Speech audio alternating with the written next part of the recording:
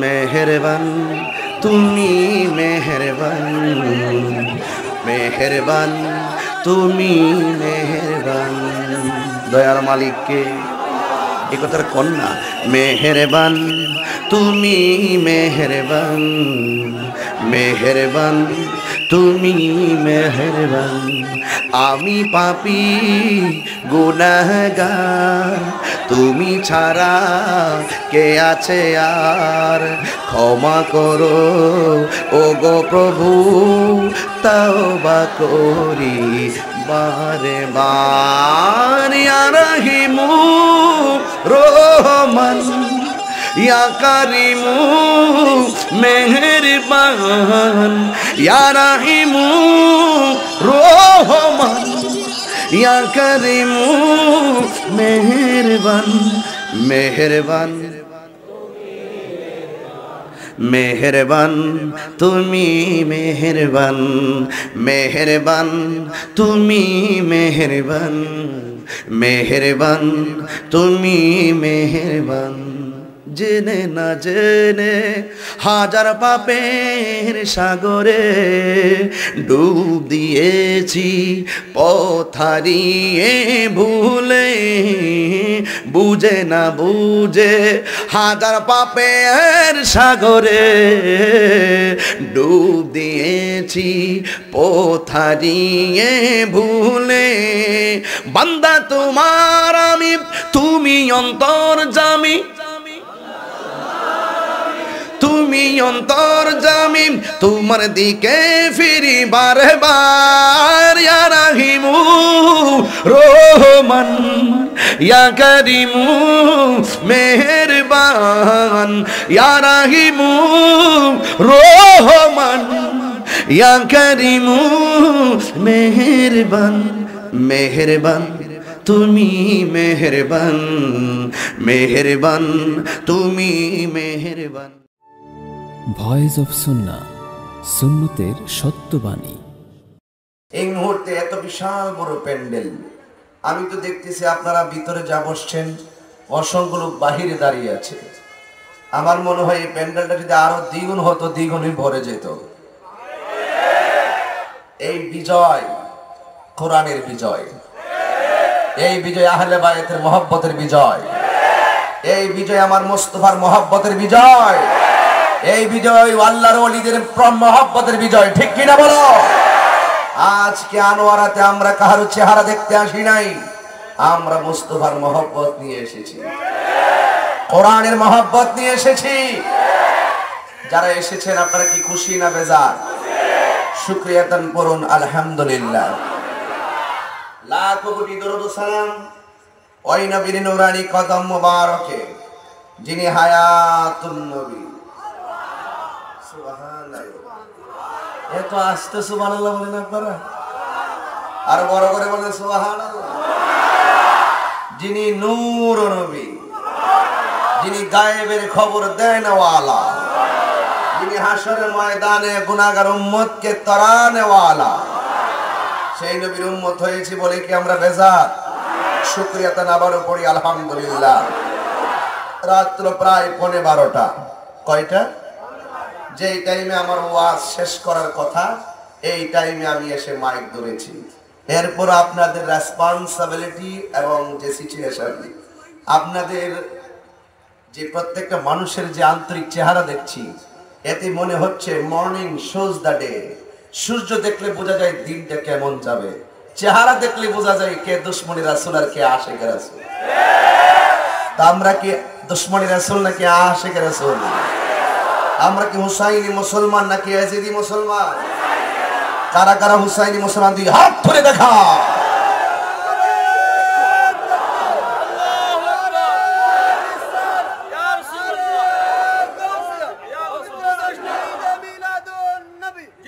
মাশাআল্লাহ। ইন্তেজামিয়া কমিটির পক্ষ থেকে আমাকে বিষয় দিয়েছেন পবিত্র সোহাদে কারবালা ও আহলে বায়াত রাসূল সাল্লাল্লাহু আলাইহি সাল্লামের মর্যাদা, বর্তমান যুব সমাজের করণীয়। বিষয় 3টা। বিষয় কয়টা? 3টা। একদম বেঁধে দেওয়া বিষয় অনুযায়ী আমি আপনাদের সামনে কিছু কথা বলে বিদায় আরজ করব। আল্লাহ যেন আমাদের সকলকে আমল করার তৌফিক দান করে, বলুন আমিন। আমার ভাই হাফেজ মোহাম্মদ আব্দুল মান্নান ভাই বক্তব্যের মধ্যে বলেছে, শুধুমাত্র বড় সম্মেলন করলে চলবে না, বক্তাদের ওয়াজ শুনলে চলবে না, আমাদেরকে আমল করতে হবে, ঐক্যবদ্ধভাবে সুন্নিয়তকে সামনে এগিয়ে নিতে হবে, ঠিক না বেঠে? এই জন্য সোহাদে কারবালার বিষয়টা অত্যন্ত মর্মান্তিক বিষয়। আমি 3টি বয়ান করলে আমার মনটা ভেঙে যায়, হৃদয়টা উজাড় হয়ে যায়, ক্ষত বিক্ষত হয়ে যায় অন্তরটা। একটি হলো কবরের আযাবের বয়ান, আরেকটি হলো মা বাবার কথা বলি, আরেকটা হলো সোহাদে কারবালা। এই সোহাদে কারবালার বক্তব্য শুধুমাত্র ঘটনা বলে উড়িয়ে দিবেন না। সোহাদে কারবালা মূলত ঘটনা নয়, সোহাদে কারবালা মূলত ঈমানের চেতনার নাম। কথা বলেন ঠিক কিনা বেঠে? এই জন্য এই চেতনাকে হৃদয়ে আশ্চর্য তো, এটা ওকে বের করে দাও না, আস্তে আস্তে যাক, মারো না আস্তে কথা কেন না। আমরা এই কারবালাকে বুকে লালন করব। মনে করবেন বহু বছর আগে কারবালা ঘটেছে, যুগে যুগে ইজিদ লাঞ্ছনা পাচ্ছে, পাবে, কিন্তু হুসাইনের মহব্বতের পতাকা পথ পথ করে উঠতেছে। তো সেই জন্য আমি ভূমিকায় কোনো আয়াত পড়ি নাই সময়ের কারণে। তো যারা এখানে এসেছেন আমি অনুরোধ করব, যতটুকু বয়ান করি আপনারা শেষে আখির মনে করে যাবেন তো ইনশাল্লাহ? নাকি ঘুম পেয়েছে আপনাদের? 12টা বাজতে ঘুম পায়? মাহফিল কি এলাকায় প্রতিদিন হয়? আজকে খুরস্কুল সরকারি প্রাথমিক বিদ্যালয় মাঠ, আমি যে মানুষ দেখতেছি, রাস্তাঘাট ব্লক হয়ে গেছে, পিছনে মানুষ কুয়াশায় দাঁড়িয়ে আছে। বলুন তো এই ওসিলায় আল্লাহ পাক আমাদের জীবনের গুনাহ মাফ করতে পারে কি পারে না? আরো জোরে বলেন, পারে কি পারে না? পারে। এই জন্য অনুরোধ করব, আমি বক্তব্য যখন শুরু করব মনটাকে নরম করে দিবেন, কারণ আমাদের দিল শক্ত হয়ে গেছে, যেই জন্য আমাদের চোখের পানি শুকিয়ে গেছে। মানুষের হৃদয় যত পাষাণ হয়ে যায়, তার ভিতরের মনুষ্যত্ব আর মানবতা মরে যায়। যার জীবনে ধৈর্য বেশি, তার জীবনে সফলতা বেশি। যার জীবনে ধৈর্য কম, তার জীবনে হতাশা বেশি। এই কথাটা আমি সব মাহফিলেই বলি। ধৈর্য ধারণ করে যদি আজকের এই মাহফিলটাতে বসে থাকতে পারেন, আর ইমামে আলী মুকামের মহব্বতে যদি চোখের পানি ফেলে দিতে পারেন, আল্লাহর কসম আহলে বায়াত আপনাকে ছাড়া জান্নাতে যাবে না। এই বিশ্বাস কি আপনাদের আছে? আমি প্রথম শুরু করব আহলে বায়াতের মর্যাদা দিয়ে। কত মর্যাদাবান মানুষের গলায় তারা ছুরি চালিয়েছে, সেই মর্যাদাটা আপনাদের সামনে তুলে ধরে আমি কারবালার বিয়োগান্ত ঘটনা তুলে ধরবো। এরপরে যুব সমাজ সেই প্রেক্ষাপট ঘিরে আমাদের কি করণীয়, সেই বিষয়গুলো আমি আপনাদের সামনে উপস্থাপন করব। আল্লাহ যেন আমাদের সকলকে আমল করার তৌফিক দান করে, বলেন আমিন। একটি প্রশ্ন রাখতে চাই, দায়িত্বহীন কণ্ঠে বলবেন, আমরা কি এজিদি মুসলমান নাকি হুসাইনি মুসলমান? আসলে হুসাইনি মুসলমান। আল্লাহ আপনাদের সকলকে ইমামে আলী মুকামের পতাকা তলে কবুল করুন। বাবা দিনা আমার, আহলে বায়াতের মর্যাদার কথা বলছিলাম। প্রশ্ন করবেন, হুজুর আহলে বায়াতকে আমি তাহিরি বানিয়ে বলার কোনো ক্ষমতা নাই। আল্লাহ রাব্বুল আলামিন কোরআনুল কারীমের মধ্যে বলেছেন, কুল লা আসআলুকুম আলাইহি আজরান ইল্লাল মাওয়াদ্দাতা ফিল কুরবা।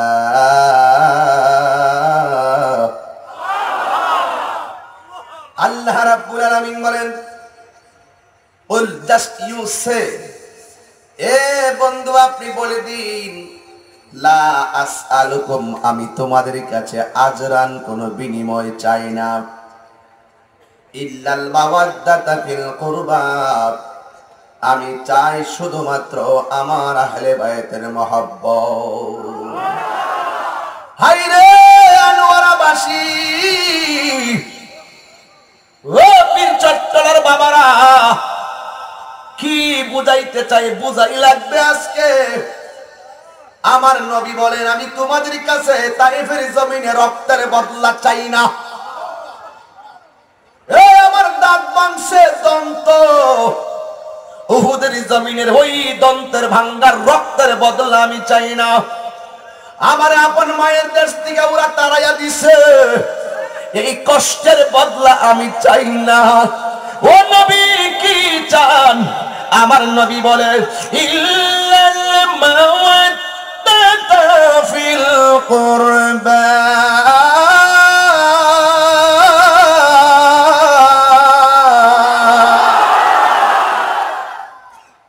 আমি কিচ্ছু চাই না, আমি চাই শুধু আমার আহলে বায়তের মহব্বত। ও নবী, আহলে বায়ত কে গো? আমরা আপনার আহলে বায়তকে চিনতে চাই। আমার নবী বলে, তারাকতু ফীকুম আমরাইন লান তাদিল্লু মা তামাসসাকতুম বিহিমা কিতাবুল্লাহ। আমার আল্লাহর হাবিব বলেন, আমি তোমাদের কাছে দুইটা জিনিস রেখে যাচ্ছি, দুইটা জিনিসকে যদি তোমরা আঁকড়ে ধরে রাখো, পৃথিবীর কেউ তোমাদেরকে গোমরা বানাইতে পারবে না, পৃথিবীর কেউ তোমাদেরকে পথভ্রষ্ট বানাইতে পারবে না, পৃথিবীর কেউ তোমাদেরকে ঈমান হারা বানাইতে পারবে না। আমার নবীরে বলে, নবী গো দুইটা জিনিস কি? আমার নবী বলে, একটা হলো আল্লাহর কোরআন, আর একটা হলো আমার আহলে বায়ত। আরে ও আল্লাহু আকবার জোরে বলেন না বাবা। একটা হলো আল্লাহর কোরআন, ওই কোরআনের মধ্যে কোনো সন্দেহ আসেনি, কোরআন না মানলে কেউ ঈমানদার হবে না। আরে কোরআনে কোনো সন্দেহ নাই, একটা জের জবরে কোনো ভুল নাই, একটা আয়াতের মধ্যে কোনো ভেজাল নাই। যেমন ভাবে একটু অস্বীকার করলে বেঈমান হয়ে যায়। আমার নবী বলেন, আমার আহলে বায়তকে একটু কষ্ট দিলে আমি নবী কষ্ট পাই। দেখেন কোথায় নিয়ে রাখছে আহলে বায়তকে। কোরআন যেমন অস্বীকার করা যায় না, কোরআনের মধ্যে যেমন সন্দেহ নাই, আহলে বায়তকে মহব্বত করো, চুল পরিমাণ বিরোধিতা করলে তোমার রক্ষা নাই। ঠিক না ঠিক? এই কোরআন আপনারা মানেননি, এই আনোয়ারাই কোরআন আসেনি। আমি তাহিরিরে বলো, আপনার বাড়ি কোথায়? আমি বলবো আমার বাড়ি ব্রাহ্মণবাড়িয়া। ও আব্দুল মান্নান ভাই, আপনার বাড়ি কোথায়? তিনি বলবেন আনোয়ারা। ও আরিফ ভাই, আপনার বাড়ি কোথায়? আনোয়ারা। ও মাহফুজ ভাই, আপনার বাড়ি কোথায়? আমার বাড়ি চট্টগ্রাম। যেখানেই থাকুন না কেন একটা অ্যাড্রেস আছে। এবার আসেন না, নবী কোন কোরআনের কথা বলেছেন? ও কোরআন, তুমি ঘরের ভিতরে আছো, তুমি মার্কেটে আসো, তুমি মসজিদে আসো, তুমি গাড়িতে আসো, তুমি হাফেজের হৃদয়ে আসো, তোমার বাড়িটা কোথায়? আল্লাহ বলেন, বাল হুয়া কুরআনুম মাজিদুম ফি লাওহিম মাহফুজ।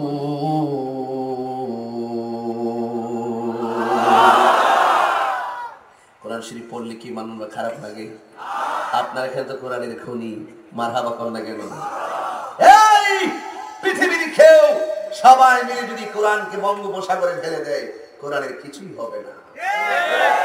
কোরআনের একটি পার্মানেন্ট অ্যাড্রেস আছে, সেই অ্যাড্রেসের নাম হলো লাউহে মাহফুজ। সুবহানাল্লাহ কইতেন না আপনারা? আমি একটু ঘন ঘন সুবহানাল্লাহ বলে দিচ্ছি আপনাদেরকে, এতে কি কষ্ট পাচ্ছেন? কোরআনের বাড়ি কোথায়? লাউহে মাহফুজ। এই কোরআনটা হলো ওই কোরআনের ফটোকপি। সুবহানাল্লাহ। আসল কোরআন ওখানে আছে না নাই? আমি আবার তেলাওয়াত করছি। আমার একটু কোরআন তেলাওয়াত করতে আমার ভালো লাগে, এই জন্য আমি গজল কবি বলি, কিন্তু কোরআন তেলাওয়াতটা খুব ভালো লাগে আমার কাছে। এই জন্য তেলাওয়াত করলে যে সওয়াব, শুনলেও একটি সওয়াব। এই কোরআনটা যদি আপনি তেলাওয়াত করেন, এই কোরআনটা হাসরের মাঠে এইভাবে দাঁড়ায় যাবে। আল্লাহ সে চোখের মধ্যে ঘুম না দিয়ে তোমার লৌহে মাহফুজের কোরআনকে তেলাওয়াত করেছে, এই লোকটা জাহান্নামে চলে যাচ্ছে, আমার মায়া লাগতেছে, আমি কোরআন তার জন্য একটু রিকমেন্ড করি, আমি একটু সুপারিশ করি। আল্লাহ অ্যাকসেপ্ট মাই রিকোয়েস্ট। আল্লাহ বললেন, আল্লাহকে বলবো, আল্লাহ তুমি আমার রিকোয়েস্ট একটু গ্রহণ করো। আল্লাহ বলেন, যা তুষাফা, তোর সুপারিশ আমি কবুল করলাম। আরে তোমরা পিছনে হাত বাড়া, হ্যাঁ একটু দাঁড়িয়ে যাও, ইনশাআল্লাহ একদম নড়াচড়া করবেন না। দেখবেন আমি একটু ইজিলি ঘন্টাখানেকের ভিতরে বয়ান গুছাবো, কিন্তু শব্দ একটা করবেন না। তবে একটি কথা হলো, আমরা কোরআন মানি কি মানি না, কোন সন্দেহ আছে? এটা হইলো হুসাইনি চেতনা। অনেকে আছে কোরআন পড়বো কিন্তু কোরআন কণ্ঠনের ভিতরে ঢুকবে না। আবার কেউ আছে কোরআন পড়বে, কোরআনের আলোতে হৃদয়টা আলোকিত হয়ে যাবে। কথা বলেন ঠিক না বেটি? তাহলে সেই মনিবরে একটু ডাক দিতে পারবেন নি এখন? তাহলে অর্থটা কি করবো? কোরআনে কি কোনো সন্দেহ আছে? কিতাবুল লা রাইবা ফীহি হুদাল লিল মুত্তাকিন।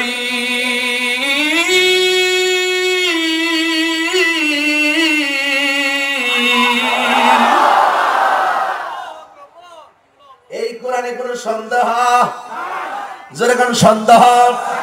আমার নবী বলেন, আমি তোমাদের জন্য দুইটা জিনিস রেখে যাচ্ছি, একটা হলো কোরআন আর একটা হলো আমার আহলে বায়ত। আরেক জায়গায় নবী বলেছেন, একটা হলো কোরআন আর একটা হলো আমি নবীর সুন্নাহ। ও যুবক ভাইরা আমার, এই জন্য কোরআনে যেমন সন্দেহ নাই, নির্দ্বিধায় মানা লাগে, আহলে বায়তের পবিত্রতার মধ্যে কোনো সন্দেহ নাই, নির্দ্বিধায় মানতে হবে। অনেক আছে মৌলা আলীর বিরুদ্ধে কথা কয়, আছে না নাই বলেন? এই জন্য আহলে বায়তের মহব্বত ইমানের অবিচ্ছেদ্য অংশ। কথা বলেন ঠিক না বেঠিক? ও বন্ধু, সাহাবায়ে কেরাম বলেন, নবী গো, আহলে বায়ত আবার কারা? আমার নবীজি নিজের বদন মুবারক থেকে চাদরটা এমন ভাবে ফেলে দিলেন, এমন ভাবে চাদরটা ফেলে দিলেন, এই চাদরটা ফালাইয়া আমার নবী মা হযরত মৌলা আলীকে এইভাবে সামনে বাড়াইয়া দিয়ে বললেন, তুমি আমার চাদরটা ধরো।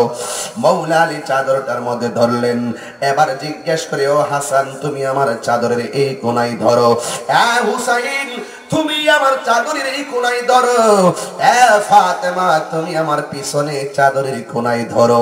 কিন্তু আমার নবী, কিন্তু নবীর মেয়ে হলো ফাতেমা হিসাবে ফাতেমা তো জোহরাকে আগে ধরানোর কথা ছিল, সামনে রাখার কথা ছিল। আমার নবী মৌলা আলীকে সামনে রাখলেন আর ইমাম হাসানকে সামনে রাখলেন। মা ফাতেমাকে কেন পিছনে রাখলেন? তার কারণ আছে, একটাই কারণ, আমার নবী, আপনার নবী মা ফাতেমার চাদরের পিছনে দৌড়াইয়া সাহাবাদের সামনে হাজার হাজার নারী সমাজকে পর্দার শিক্ষা দিয়েছে। আর আল্লাহু আকবার। এই জন্য আহলে বায়ত হলো আল্লাহ পাওয়ার একটা আয়না। কথাক্ষণ ঠিক কিনা বলেন? এই জন্য বন্ধুরে, আমার নবীর চাদরের চতুর্পাশে সবাই ধরলো। এরপরে আমার নবী মাঝখানে দাঁড়াইয়া বলে, ও সাহাবীরা, তোমরা জানতে চেয়েছো আমার আহলে বায়ত কারা? আল্লাহুম্মা হাউলাই আহলে বাইতি। ও আল্লাহ, আমার চাদরের চতুর্পাশে যারা ধরেছে এরাই হলো আমার আহলে বায়ত, এরাই হলো আমার কলিজার টুকরা। যদি ওদের কষ্ট দেয়, যেন মাই কষ্ট দেই, বল কেউ যদি ওদের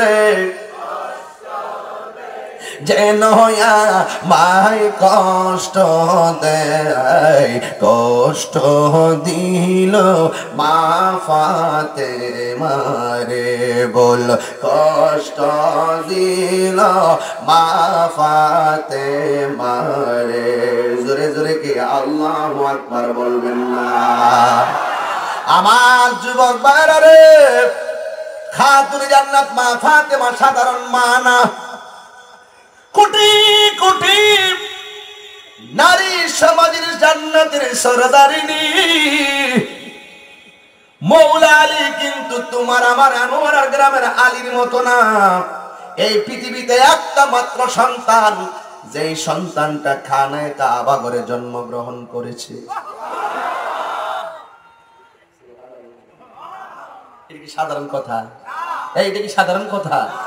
এই পৃথিবীতে একটা সন্তান যেই সন্তানটা খানায় কাবা ঘরের ভিতরে জন্মগ্রহণ করেছে। ফাতেমা বড় খুশি, আমার সন্তান কাবা ঘরে। এখন বলবেন হুজুর, ফাতেমা তো হলো আলী রাদিয়াল্লাহু তাআলা আনহুর স্ত্রী, কিন্তু এখানে আবার কোন ফাতেমার কথা বললেন যে আলী তার সন্তান? কারণ ইতিহাস খুলে দেখো, আলী রাদিয়াল্লাহু তাআলা আনহুর আম্মা জানের নামও ছিল ফাতেমা। ভাঙ্গা দিয়া যায়। ফাতেমা বলেন আমার সন্তান কাবা ঘরের ভিতরে ঢুকছে, কাবা ঘরের ভিতরে আমার সন্তান জন্মগ্রহণ করেছে, আমি বড় খুশি। কিন্তু আমি দেখলাম আমার সন্তানটা জন্মগ্রহণ করার পরে তিনটা সমস্যা। একটা সমস্যা হলো আমার সন্তান খায় না। 2 নম্বর সমস্যা, আমার সন্তান চোখ খুললে তাকায় না। 3 নম্বর সমস্যা, আমার সন্তান ওয়া ওয়া করে কাঁদে না। যেই কোনো সন্তানের প্রাথমিকভাবে 3টা সমস্যা হলে প্রত্যেকে মা বাবা বড় চিন্তা করে, টেনশন করে, আমার ছেলে কেন খায় না, আমার ছেলে কেন কথা বলে না, আমার ছেলে কেন তাকায় না। এই কথা বইলা ফাতেমা টেনশনে পড়ে গেলেন। এরপরে ফাতেমা এই সন্তানটাকে নিয়ে অন্য কোন কবিরাজের কাছে যায় নাই, বিজ্ঞানীদের বিজ্ঞানী আঙ্গু নবীজি। জোরে কোন সুবহানাল্লাহ। হাই রে, আমার নবীর কাছে যাইয়া কয়, নবী গো,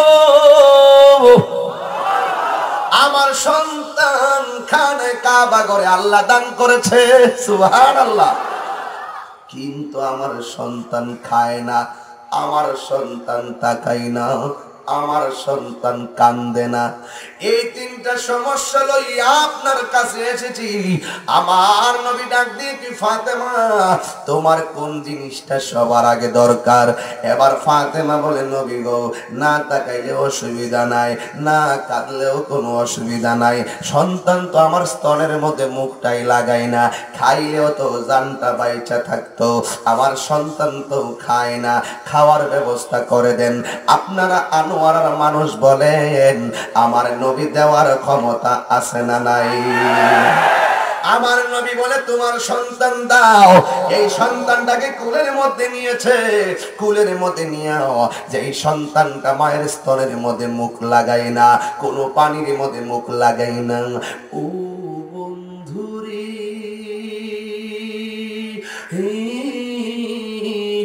ও আনোয়ারার বাবারা, এই সন্তানটা আমার নবীর কোলে নেওয়ার পরে যেই সন্তান ফাতেমার স্তনের মধ্যে মুখ লাগায় না, ওই সন্তানটা কোনো কিছুই তার মুখের ভিতরে ঢোকায় না, আঙ্গুল দিয়ে ও ঠোঁট বন্ধ করে রাখে।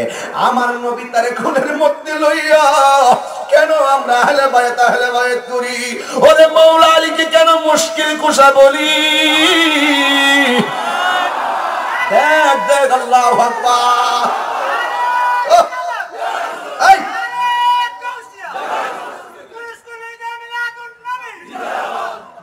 আমার নবী ওই সন্তানটাকে কুলের মধ্যে নিয়েছেন।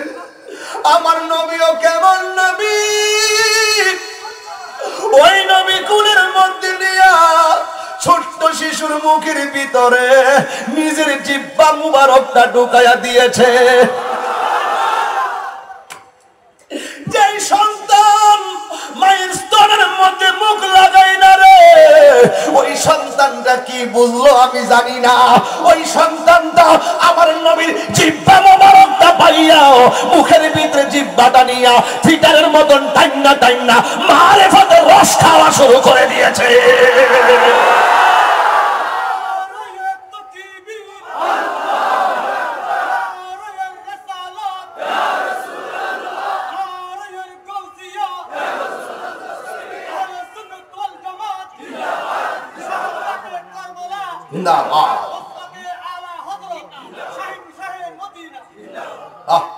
আল্লাহু আকবার, আল্লাহু আকবার। কষ্ট হচ্ছে আপনাদের? বিষয়টা দিয়েছেন বড় লম্বা, কোনটা রাইখা আমি কোন দিকে যাবো? শুধুমাত্র এই চ্যাপ্টারটার উপরে আমার ওয়ার্ড শেষ হয়ে যাওয়ার কথা। এরপরও যদি বিষয়গুলো টাচ না করি মনে কষ্ট পাবেন। আপনারা বলেন, আমার নবীর জিহ্বার থুতু মুবারকে বরকত আছে না নাই?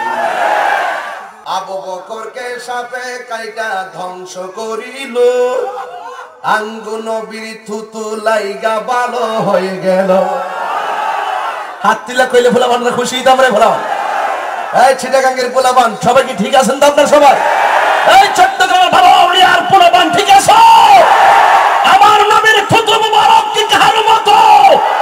যেই নবীর থুতু মুবারক কার মতো নয়, যেই নবীর প্রস্রাব মুবারক কার মতো নয়, যেই নবীর পায়খানা মুবারক কার মতো নয়, যেই নবীর পসিনা মুবারক কার মতো নয়, সেই নবী কখনো আমাদের মতো হতে পারে না।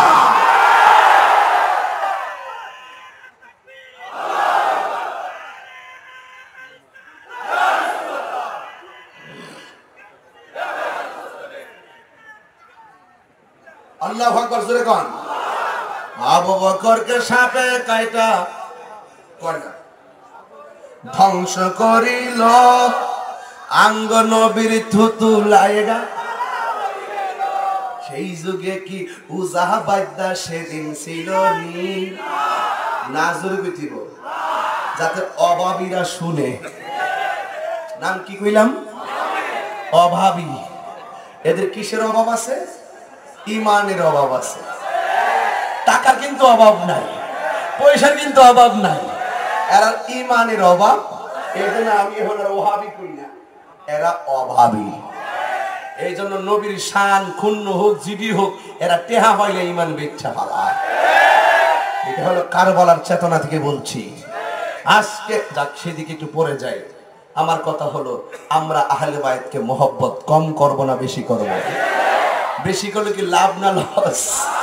আবু বকরকে সাপে কাইটা ধ্বংস করিল, আঙ্গু নবীর থুতু লাইগা ভালো হয়ে গেল। সেই যুগে কি ওজা বাদ্দা সেদিন ছিল নি? না শব্দটা জড়িত। সেই যুগে কি ওজা বাদ্দা সেদিন ছিল নি? বিজ্ঞানীদের বিজ্ঞানী আঙ্গ নবীজি, বলো বিজ্ঞানীদের বিজ্ঞানী। বিজ্ঞানীরা রকেট চড়ে চাঁদের দেশে যায়, আঙ্গ নবী রকেট সারা মেরা শরীর যাই। আয় হায় হায় হায় হায় হায়, ওয়াজ কোথায় গেল রে? বিজ্ঞানীরা রকেট চড়ে চাঁদের দেশে যায়, রাবি আবদিহি লাইলা মিনাল মাসজিদিল হারাম ইলাল মাসজিদিল আকসাল্লাযী বারাকনা হাওলাহু লিনুরিয়াহু মিন আয়াতিনা ইন্নাহু হুয়াস সামিউন বাসীর। আল্লাহ রাব্বুল আলামিন তার বন্ধুকে নিতে নিতে নিতে নিতে নিতে নিতে নিতে নিতে নিতে নিতে নিতে নিতে নিতে নিতে নিতে নিতে সুবহানাল্লাহ ফাদাল্লাহ ফাকানা কাবা কাউসাইনি আও আদনা আও আদনা আও আদনা আও আদনা। আসো বন্ধু, আসো বন্ধু, কাছে আসো, কাছে আসো, কাছে আসো, কাছে আসো, আরো কাছে আসো। আর তুই সেই নবীর কস তোর মতো। আমি ওই আরিফ ভাইয়ের দোকানে বলছিলাম, আপনার অফিসে বসে বলছিলাম, এগুলো হলো নাই পাঠি। এগুলো কি পাঠি? এটা নতুন আবিষ্কার করছি মানন ভাই। এটা হলো নাই পাঠি। কথা বলে কি পাঠি? নাই পাঠির দল। শুনো, এরা কয় 20 টাকা তারাবি, কোথাও নাই, এরা নাই পাঠি। কয় 3 টাকা তারাবি, কোথাও নাই, এরা নাই পাঠি। কয় কবরে রোজা মুবারকে নবী জিন্দা, এটা নাকি কোথাও নাই, এটা নাই পাঠি। কয় নবী নাকি মাটির, নবী নাকি নূর নয়, এটা নাকি কোরআনে কোথাও নাই, এরা হলো নাই পাঠি। আমি লাস্টে বলছি তোরা সবই বলবি নাই নাই নাই, তোরা যেমন নাই পাঠি। আর একটা কথা আমার থেকে নিয়ে যা, আসলে তোরার ঈমানই নাই। হাসান মিসা ভাই কি রাগ করতেছেন আপনারা সবাই? রাগ করে লাভ নাই। লাহিরি লাল চক্ষুকে ভয় পায় না। ঘর থেকে সাদা কাপড় পরে বের হয়, প্রয়োজনে এটাই আমার কাফনের কাপড় হয়ে যাবে। কিন্তু মুস্তাফার ক্ষেত্রে আমি কাউকে চুল পরিমাণ আপোষ করব না।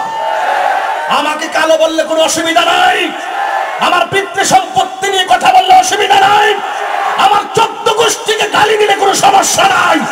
কিন্তু আমার মুস্তাফার বিরুদ্ধে কথা বললে, আহলে বায়তের বিরুদ্ধে কথা বললে কাউকে ছাড় দেওয়া হবে না।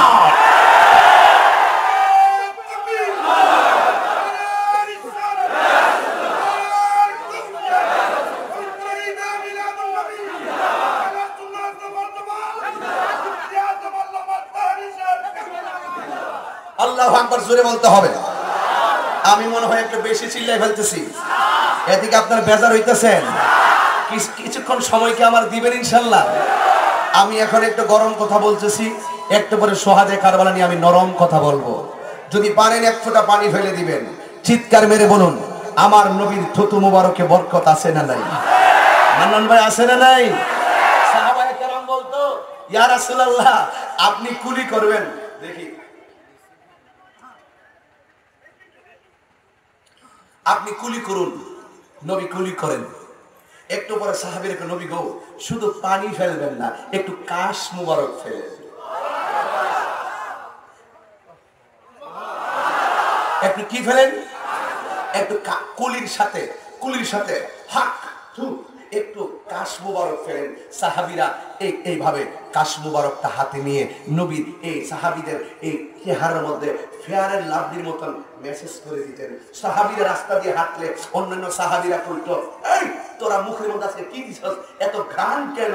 কয় আমার নবীর থুতু মুবারক।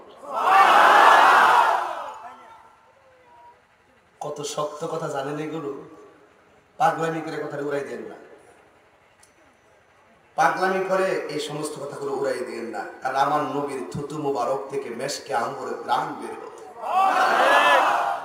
আর সেই থুতু মুবারক যুক্ত জিহ্বাটা মৌলা আলীর ভিতরে ছোটবেলায় এতে ফিটার মতন কাইনে টেনে রস খাওয়া শুরু করছে।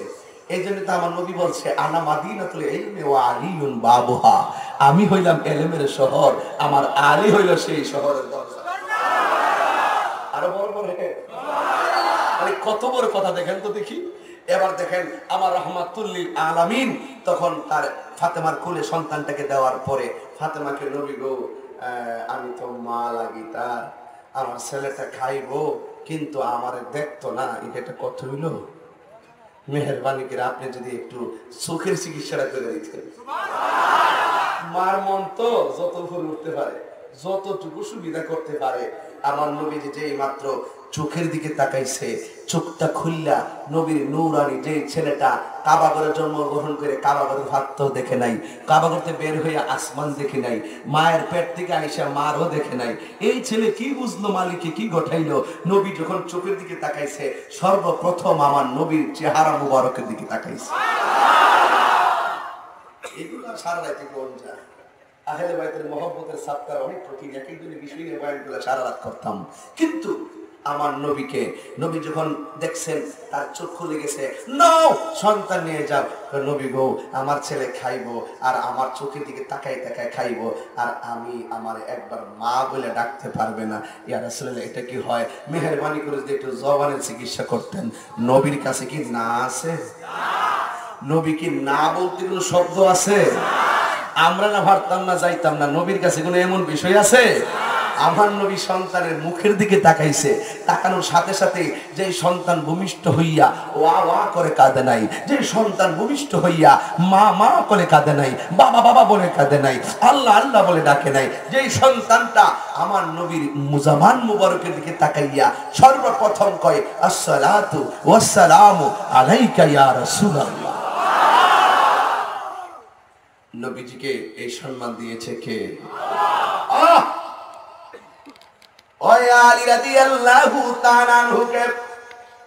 আমার নবী সামনে রাখলেন আর ফাতেমাকে পিছনে রাখলেন, ইমামে হাসানকে সামনে রাখলেন, ইমামে হুসাইনকে পিছনে রাখলেন।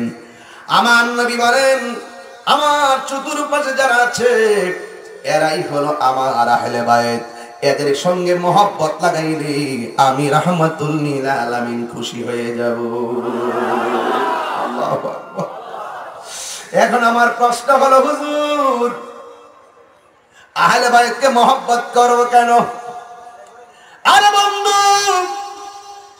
তুমি তো আসমানের নিচে জমিনের উপরে থাইকা ফতোয়াবাজি করো, যখন আসমান নাই জমিন নাই চন্দ্র নাই সূর্য নাই গো, আমার আল্লাহ রাব্বুল আলামিন একটা গাছ বানাইছে, গাছ, ওই গাছের নাম হলো শাজরাতুল ইয়াকিন। শাজরাতুল ইয়াকিন গাছের মধ্যে আমার আল্লাহ চারটা ডালা বানাইছে, চারটা ডালার মাঝখানে হলো আমার রাহমাতুল লিল আলামিনের নূর মুবারক, আর ওই ডালার মাথার মধ্যে একটা একটা ফুল আছে, ওই ফুলের মধ্যে চারটা নূর মুবারক, একটা হলো মাওলা আলীর নূর, আর একটা ফাতেমার নূর, আরেকটা হলো ইমাম হাসানের নূর, আরেকটা হলো ইমাম আলী মুকামের নূর। আল্লাহ মুহাম্মাদি নূর হইতে আপে আল্লাহ পাক জাতে সৃষ্টি করলেন তামাম দুনিয়া। আমার নবী যদি না হইতো কিছুই পয়দা না করিত, অন্ধকারে থাকিত ধরাই রে সময় যায় পর দুরুদ নবী মুস্তাফায়। জোরে জোরে কে আল্লাহু আকবার বলবেন না? এই জন্য আমার নবী বলেন, আরেকজন হলো আমার হাসান হুসাইন, মান আহাব্বাল হাসান ওয়াল হুসাইনা ফাকাদ আহাব্বানি ওয়া মান আবগাদাহুমা ফাকাদ আবগাদানি। নাকি কেউ যদি আমার হাসান হুসাইনকে কষ্ট দেয় সে যেন আমি নবীরে কষ্ট দেয়, আর কেউ যদি আমার হাসান হুসাইনকে ভালোবাসে গো সে যেন আমি নবীরে ভালোবাসে। এই জন্য যুবক খুন ঘটনা বর্ণনা করতে আমাকে আদেশ করেছেন। ইমামে হুসাইন কি জিনিস তুমি জানোনি? যাকে আমার নবী অনেক মহব্বত করতেন, ভালোবাসতেন। যেই হুসাইন আমার নবী যখন নামাজের সিজদায় যেত, ইমামে হুসাইন রাদিয়াল্লাহু তাআলা আনহু আমার নবীর পিঠ মুবারকে গিয়ে বসে যেত। নবী আমার তিনবার সুবহান রাব্বিল আলা পড়েন, হুসাইন রাদিয়াল্লাহু তাআলা আনহু পিঠ মুবারক থেকে নামে না। 6 বার পড়েন তারপর নামে না। যদি নবী নামার আগে উঠে যায়, হুসাইন পরে ব্যথা পেলে আমার নবী বড় কষ্ট পাবে। এই জন্য বন্ধু আমার নবী যতক্ষণ পর্যন্ত হুসাইন রাদিয়াল্লাহু তাআলা আনহু পিঠ মুবারক থেকে না নামতেন ততক্ষণ পর্যন্ত আমার নবী সিজদার পরিমাণটা লম্বা করে দিতে। যে হুসাইন রাদিয়াল্লাহু তাআলা আনহু পিঠ থেকে পয়রা গেলে কষ্ট পেলে নবী কষ্ট পায়, ওই হুসাইনের গলায় যারা ছুরি চালাইছে তারা কি আমার নবীরে সুখ দিছে না কষ্ট দিয়েছে? আমার নবী কয় আমার আহলে বায়াত হলো কাসাফিনাতি নূহ। আমার নবী বলেন আমার আহলে বায়াত হলো নূহ আলাইহিস সালামের কিস্তির মতন। ওই প্লাবনের মধ্যে নূহ আলাইহিস সালামের কিস্তির উপরে তার যতজন উম্মত উঠেছে, যেমন ভাবে তারা বেঁচে গিয়েছে, আমার আহলে বায়াতের মহব্বতের নৌকায় যদি কেউ উঠে যায় তারাও জাহান্নামের আগুন থেকে মুক্তি পেয়ে যাবে। এই জন্য আমার যুবক কোন কথাটা বলতে চেয়েছিলাম, আজকে থেকে একটা ওয়াদা আপনারা নিয়ে যান, আজকে থেকে আমরা আহলে বায়াতকে মহব্বত করব, বিরোধিতা করব। এবার আসুন দেখি আমি একটু সুহাদে কারবালার পটভূমিতে ঢুকে যাই, অসুবিধা হবে? কেউ যদি ওদের কষ্ট দেয় যেন আমায় কষ্ট দেয়, কষ্ট দিল মা ফাতেমারে, বল কষ্ট দিল মা ফাতেমারে, ঠিক না বেঠি? এই জন্য আমার আব্বারা যতদিন আমার নবী দুনিয়ায় ছিলেন একটা মানুষ হুসাইন আর হাসানের বিরুদ্ধে কথা বলে নাই। যেই মাত্র আমার নবী দুনিয়া থেকে পর্দার আড়াল হলেন, যেই মাত্র মৌলা আলী রাদিয়াল্লাহু তাআলা আনহু দুনিয়া থেকে বিদায় হয়ে গেলেন, যেই মাত্র মা ফাতেমা দুনিয়া থেকে বিদায় হয়ে গেলেন, একদল বেয়াদব নবীর আহলে বায়াতের বিরোধিতা শুরু করলো, ইমামে হাসান হুসাইনের বিরোধিতা শুরু করলো। আরে বাবা যুবক ভাইরা, কারবালার ঘটনাটা যদি কোন খ্রিস্টান ঘটাইতো মনটারে বুঝ দিতাম। এই বাবা কারবালার ঘটনা যদি কোন ইহুদি ঘটাইতো মনটারে বুঝ দিতাম, কোন হিন্দিরা যদি ঘটাইতো মনটারে বুঝ দিতাম। আরে কেমনে আমি তাহিরের মনটারে বুঝাবো? আরে কাফেররা তো ঘটনা ঘটাই নাই রে, ইহুদিরাও ঘটাই নাই, খ্রিস্টানরা ঘটাই নাই, হিন্দুরাও ঘটাই নাই, কোন বিদুর্মীরা ঘটাই নাই। কারবালার ঘটনাটা ঘটাইছে দাড়িওয়ালা, টুপিওয়ালা, ফাকরিওয়ালা, ফুরাতের পানি দিয়া উযু কইরা 5 ওয়াক্ত নামাজিওয়ালা মুনাফিকের দল। এই মুনাফিক এখনো আছে না নাই? এই জন্য আমার যুবক ভাইরা খবরদার,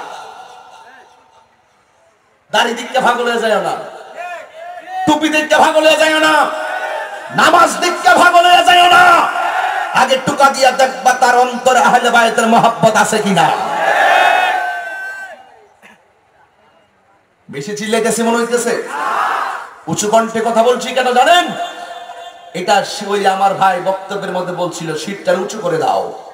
এই হুসাইন প্রেমিক, এজিদনি পাজ্জাক, হুসাইন জিন্দাবাদ।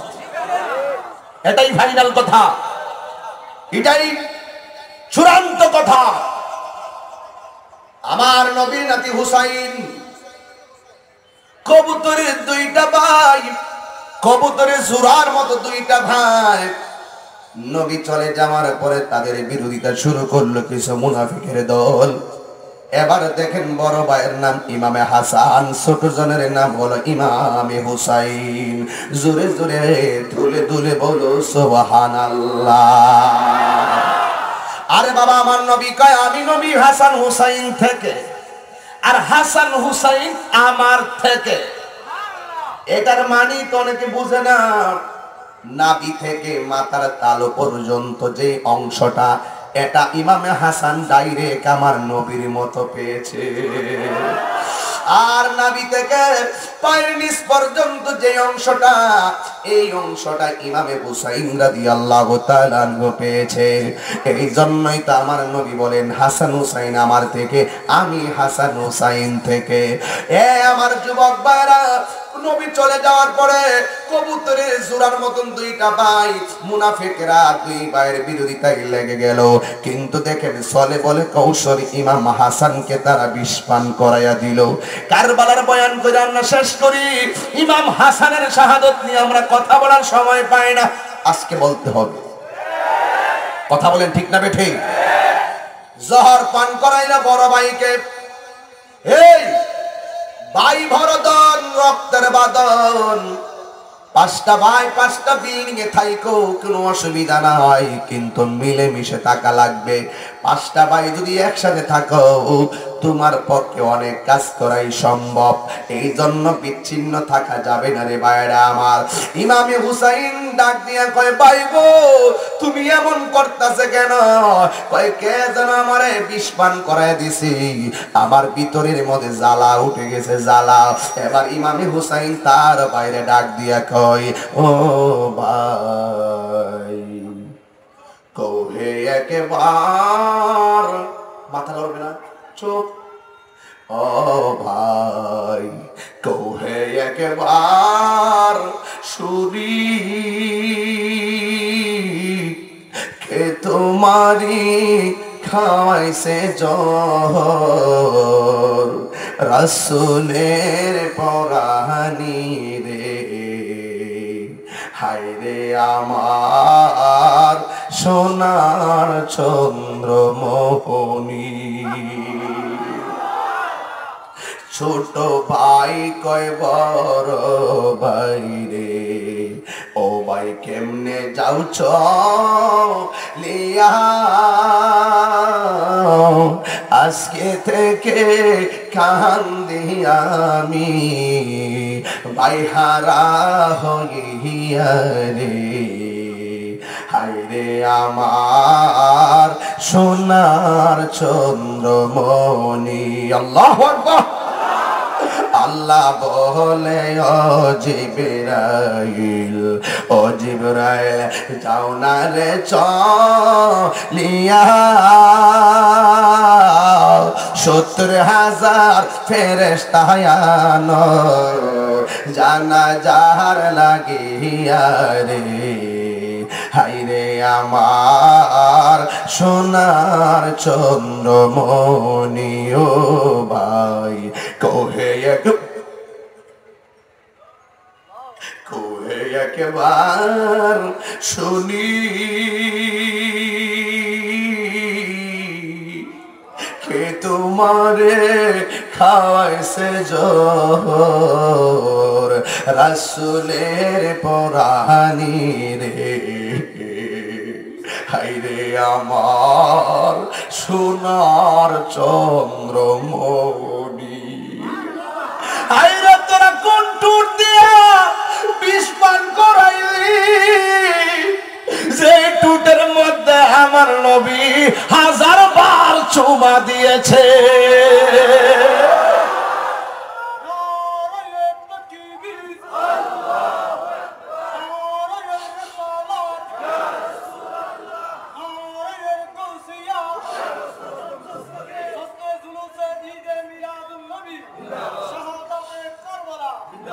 আকাশে কান্দে বাতাসে কান্দে কান্দে দরিয়ার পানি আরে দুই পুত্র হারায়া কান্দে ফাতেমা জননী রে হাইরে আমার সোনার চন্দ্রমণি একটা জবান বন্ধ রাখবেন না চিৎকার মেরে বলুন সুবহানাল্লাহ আমার যুবক ভাইরা রে কবুতরের মতন জোড়াটা ভাঙা গেল ইমাম হুসাইন একা হয়ে গেল আর মুনাফিকের দলেরা নবীর বংশকে ধ্বংস করার জন্য উঠে পড়ে লেগেছে আপনারা বলেন রক্ষা করার মালিককে বিয়াদবরা কয় হুসাইন আহা অনেক মানুষে বলে হুসাইন নাকি যুদ্ধ করার জন্য কারবালায় গেছে আমার তো রাগ উঠে অনেক সময় মনে চায় ওরা তো ইউটিউব বক্তা তো ঘরের কোনায় বসে এই কথাগুলা বলে যে আমার সামনে এসে বলতো সাপার দাঁত ফলাইয়া দিতাম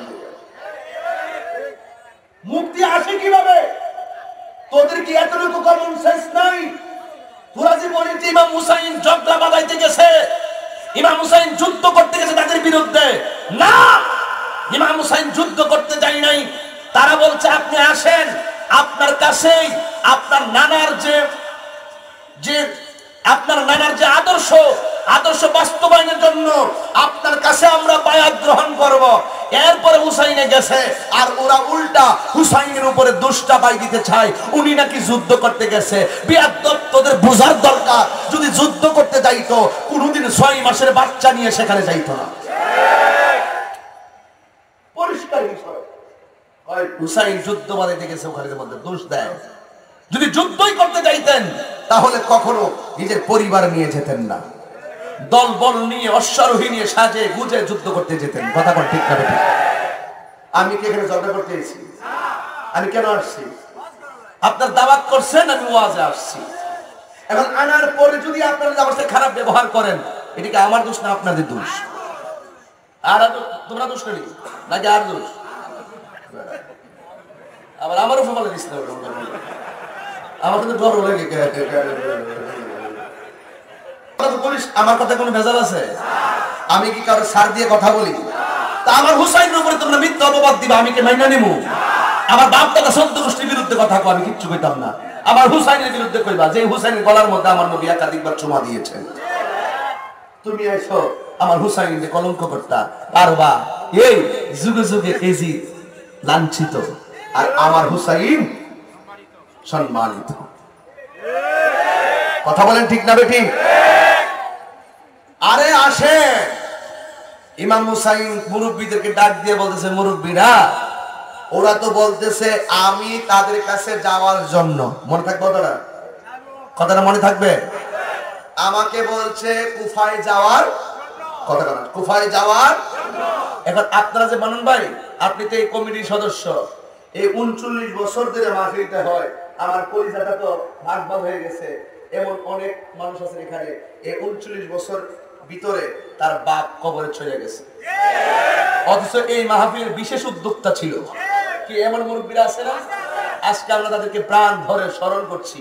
আল্লাহ যেন জামালউদ্দিন বলেন, মৌলানা জামালউদ্দিন আহমদ, মানে অসংখ্য মুরব্বীরা ছিল 39 বছরের ভিতরে এই মাহফিলের হর্তা-কর্তা, আজকে কবরে চলে গেছে। এই মাহফিলটা যখন আবার ৭৮তম হবে, দেখবেন আমাদের মধ্যে থেকে অনেকেই কবরে চলে গেছে। কথা কোন ঠিক না বেঠিক?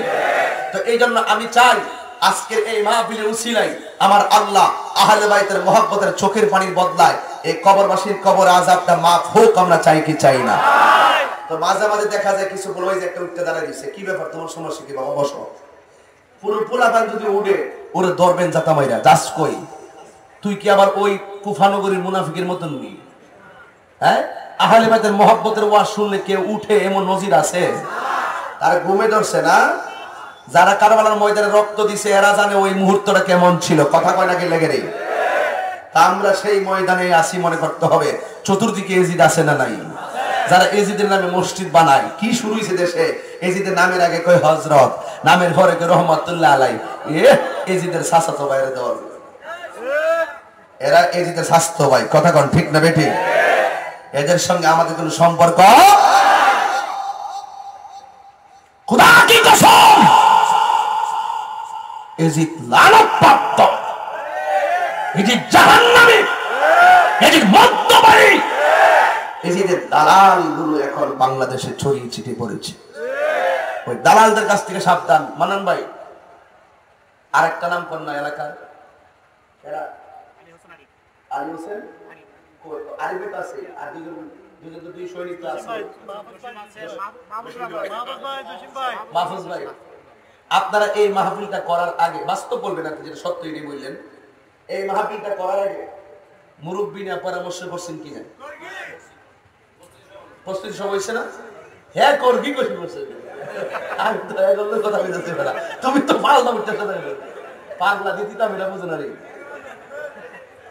পাগলা দিতাম এটা বুঝে না, পাগলা রে জিলাপি দিও না, পাগলা বলা বাইরে রে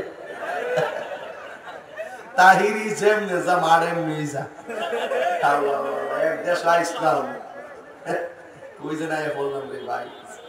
আমি কিন্তু কথা খুব সাবধানে বলতেছি, কোন সমাজে বাইরে জায়গা ওই শক্তি বই দিয়েছিল না এরা সারবা লাগে ব্যবসা ডাকি রে, ব্যবসা করতে আল্লাহ আকবার জোরে কই না রে। আপনারা পরামর্শ করছেন কিনা? প্রস্তুতি সভা করছেন কিনা? এই প্রস্তুতি সভা করা সুন্নতের উসুল। মজলিসে শুরা, পরামর্শ সভা, ভালো কাজের পরামর্শ সভা করা কি সুন্নাত।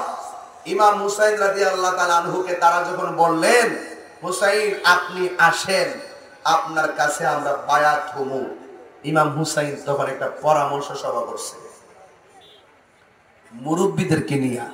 কারে নিয়ে?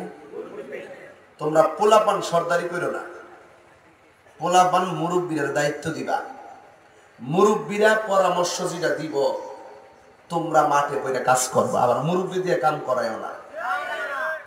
তোমরা মাঠে বইরা কাজ করবা, যেমন মোটরসাইকেল আনতে গেছো না, 5 মিনিটের জায়গা 25 মিনিট লাগাইছো না, এইভাবে যাই আনবা, আপনি কারো উঠবো।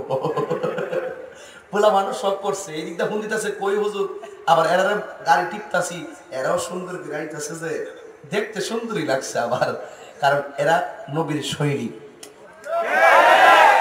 এরা নবীর ফ্যামিলিকে আগ্রহে আনতে যায়, আর আনার পরে ফুলের মালা দিয়ে সম্বর্ধনা দেয়, এরাই তো হুসাইনি ভালো। আর যারা আস্তে আস্তে আনছে, একটু ভাব আছে না, মানুষ আস্তে আস্তে না, এটা সুন্দর। এটা একটা ভিডিও টিডিও হয়েছে, আমরা জানুয়ারিতে আসছি, গ্রামের নাম নাকি খুরুশকুল। আপনার মনে একটু খারাপ লাগতেছে? আমি কি গোসাইলাম ওয়াজ, মানে রাগ করতে না তো আমার, একটু সামনে যাই, দেখেন আমি কোথায় যাই, আমি বুঝাইতেছি কোনটা, যে পরামর্শ করতে হবে, পরামর্শ। আচ্ছা, ইমাম হুসাইনি কয় মুরব্বীরা, ওরা তো বলছে আমরা গেলে আমার কাছে কি হবে, বায়াত হবে, আপনারা কি কোন? আল্লাহ করে দেন, পুরান চাল বাতে পারে, পুরান চাল মুরব্বীরা বস, তোমরা পোলাপান যতই বিসিএস ক্যাডার হও, সমাজের 5% সর্দারের সাথে তোমরা কিচ্ছুই না।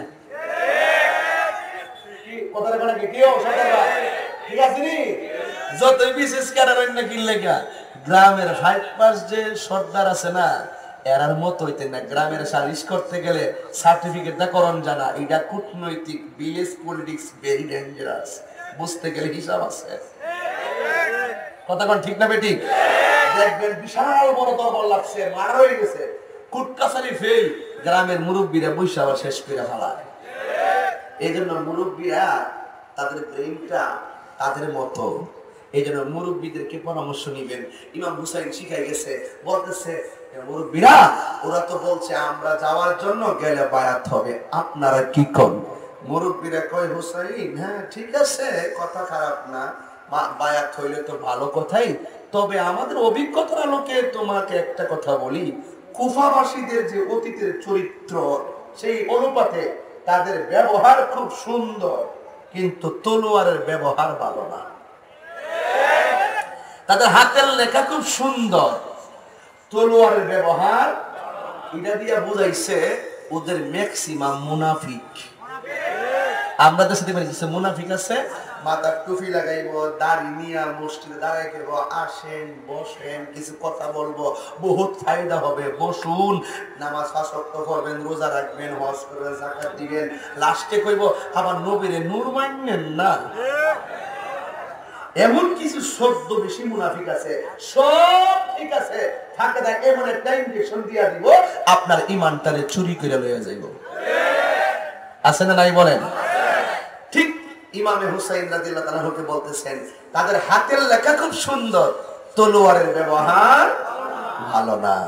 তাইলে একটা কাজ করি, আমি যাওয়ার আগে, যেহেতু আমি হলাম মূল প্রধান, আমি যাওয়ার আগে একটা প্রতিনিধি পাঠাই, যেমন এই এলাকায় যখন আসবো আমি তো মাননবারে বলছি এলাকার নিরাপত্তা কতটুকু, তিনি বলছেন আমি থাকবো।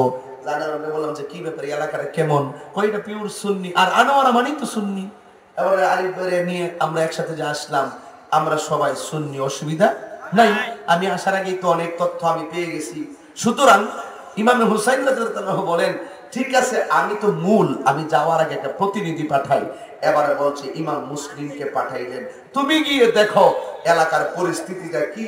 কিন্তু ইমাম মুসলিম তিনি রওনা দেওয়ার পথেই দুইটা সন্তান, একটা সন্তানের নাম হলো মুহাম্মদ, আরেকটা সন্তানের নাম হলো ইব্রাহিম। এরা দুইজন ডাক দিয়ে কয় আব্বা আপনি একলা যায়েন না, আমরাও যাবো। আর জোরে কন্যা সুবহানাল্লাহ কন্যা। আব্বা আপনি একা যায়েন না, আমরাও যাবো। এই দুই সন্তান নিয়ে রওনা দিছে। যেই মাত্র কুফা গিয়া পৌঁছছে ইমাম হুসাইনের প্রতিনিধি, তখন কুফাবাসীরা মুনাফিকদের ব্যবহার দেখবেন কি মজা, সালাম কালামের কোনো অভাব নাই। প্রথম দিন ওই হাজার হাজার মুরিদ হয়ে গেছে ইমাম মুসলিমের কাছে। সুবহানাল্লাহ। সাথে সাথে ইমাম মুসলিম একটা চিঠি লিখছে, বলছে যে ইয়া হুসাইন, হ্যাঁ হুসাইন আপনি আসেন, কোনো সমস্যা নাই। অনেকগুলা লোক মুরিদ হয়ে গেছে, আমার কাছে এত লোক মুরিদ হয়ে গেল, হুসাইন আসলে তো তারা জীবন দিয়ে দিবে, সবাই মুরিদ হয়ে যাবে, তাদের কথা কাছে ঠিক আছে। এই চিঠিটা যেই মাত্র পাঠাই দিছে, ওই ইবনে জিয়াদ বেয়াদব বলতেছে কি রে, আমার পাশের এলাকার গভর্নরের সহযোগিতায় এতগুলা লোক যদি ইমাম মুসলিমের কাছে বায়াত হয়ে যায়, তাইলে হুসাইন আসলে তো অনেক লোক মুরিদ হয়ে যাইব। তাড়াতাড়ি কাজ করো, আজকে রাতের ভিতরে প্রত্যাখ্যান করো, বায়াত প্রত্যাখ্যান করো। যদি প্রত্যাখ্যান না করো তাহলে কিন্তু একটাও আমার তলোয়ার আঘাত থেকে বাঁচতে পারবে না। ওরা সবাই বক্তব্য শোনার পরে চিন্তায় পড়ে গেছে কি করব। পরের দিন ইমামে মুসলিম যখন নামাজ ইমামতি করতেছিলেন, দেখতেছেন মসজিদের ভিতরও ভরে গেছে, বারান্দা ভরে গেছে। কিন্তু পরের দিন যখন তিনি ফজর পড়াইতে গেলেন, যায়া দেখে মসজিদের বারান্দা মানুষ হয় নাই। কিরে আগের দিন এত লোক, এখন গেল কই? ওই ইবনে জিয়াদ একটা ঘোষণা দিয়া দিছে, এই দেশে ইমাম মুসলিম আছে, তার কল্লা যে এনে দিতে পারবা তাকে পুরস্কৃত করা হবে। চিৎকার মেরে কি নাউজুবিল্লাহ বলবেন না? আর ওই দিক দিয়া হুসাইন চিঠি পাইয়া তার দল বল নিয়ে আসতে শুরু করছে। কিন্তু এক ছেলে দুইজন ঘাতক ইমাম মুসলিম যে ঘরে ছিল তার দুইটা সন্তান ছিল আরেক ঘরের ভিতরে। ইমাম মুসলিম যে ঘরের মধ্যে ছিল ওই ঘরের দরজায় ফজরের নামাজের টাইমে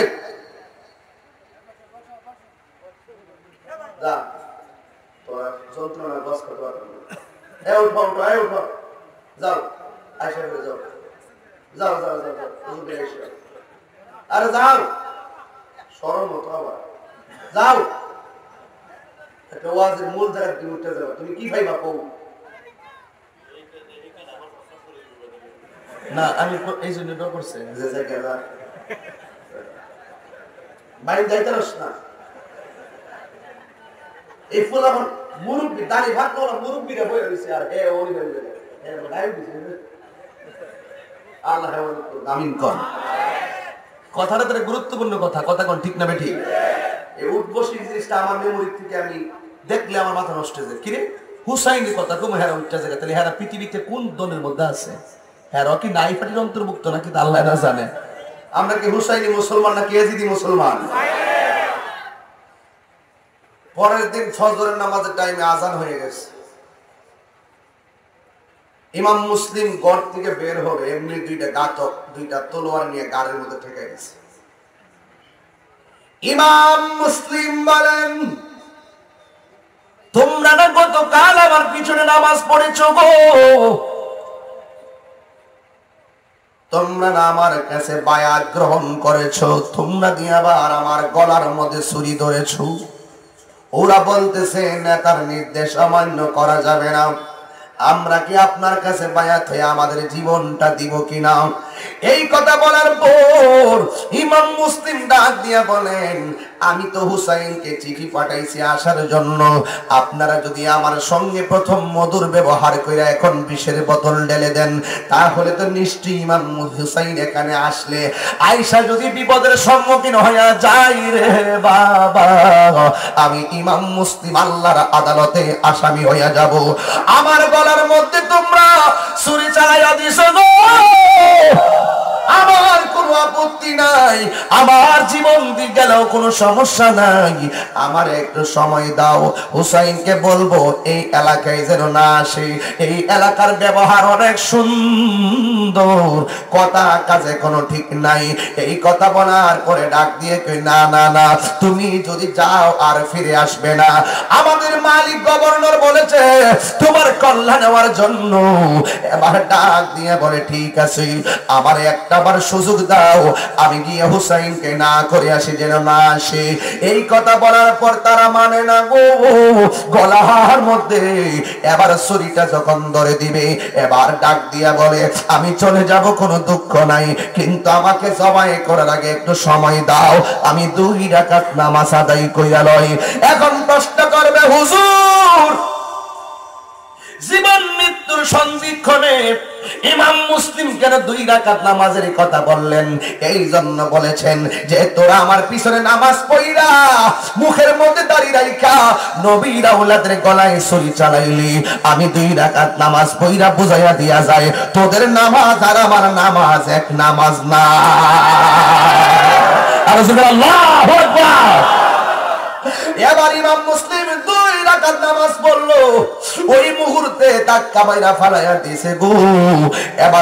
এবার ইমাম মুসলিমরা ধাক্কা মাইরা ফালাইয়া গলার মধ্যে যখন ছুরিটা চালাইয়া দিব, আমার জবাই করবি কোনো অসুবিধা নাই, আমি একবার আমার নবীর কালিমাটা পড়ার সুযোগ দে। এই কালিমাটা পড়িরা আল্লাহরে ডাক দিয়ে বলে, আল্লাহ আমারে তুমি আসামি বানাইও না, হুসাইনকে তুমি রক্ষা করো। এইভাবে যখন আরাধনা করলো গো, ওই ইমামে মুসলিমের গলার মধ্যে তারা ছুরিটা চালাইয়া দেহ থেকে কল্লাটা আলাদা কইরা দিল। ওই দিক দিয়া সকালবেলা হইয়া গেল। ইমাম মুসলিমের 2টা পোলাও, একটার নাম হলো মুহাম্মদ, আরেকটার নাম হলো ইব্রাহিম, ঘরের ভিতরে শুইয়া রইছে। এরা তো ছোট সন্তান, প্রতিদিন বাবা নামাজ পড়িরা সন্তানের কাছে আসে। আজকে সন্তানরা সকালবেলা উইটা ঘরের মালিক ডাক দিয়া কয়, মালিক আমার আব্বা তো প্রতিদিন নামাজের পরে আইসা আমার খবর নিত, আজকা দিয়ে এত বেলা হয়ে গেল আমার আব্বা দিয়ে আইল না। ঘরের মালিক তো খবর পায়া গেছে রে বাবা। এই কথা বলার পরে দুইটা সন্তান কয় আমার আব্বা কোথায়?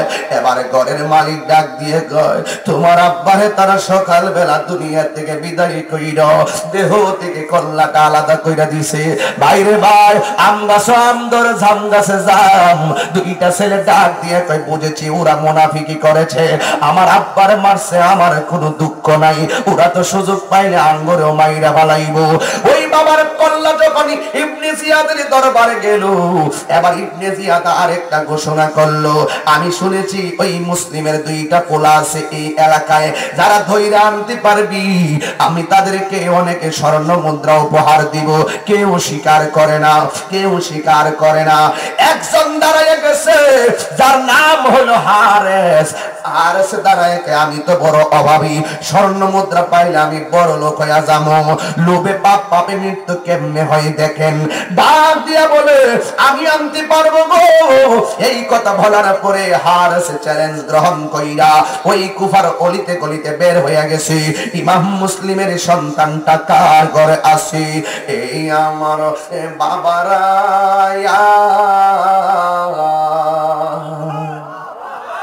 আর এই দিক দিয়া দুইটা সন্তান ঘরের মালিকের ডাক দিয়ে কয় আমরা রে মদিনায় যাওয়ার রাস্তাটা দেখায় দেন, আমরা যেখান থেকে আসছি সেখানেই যাবো।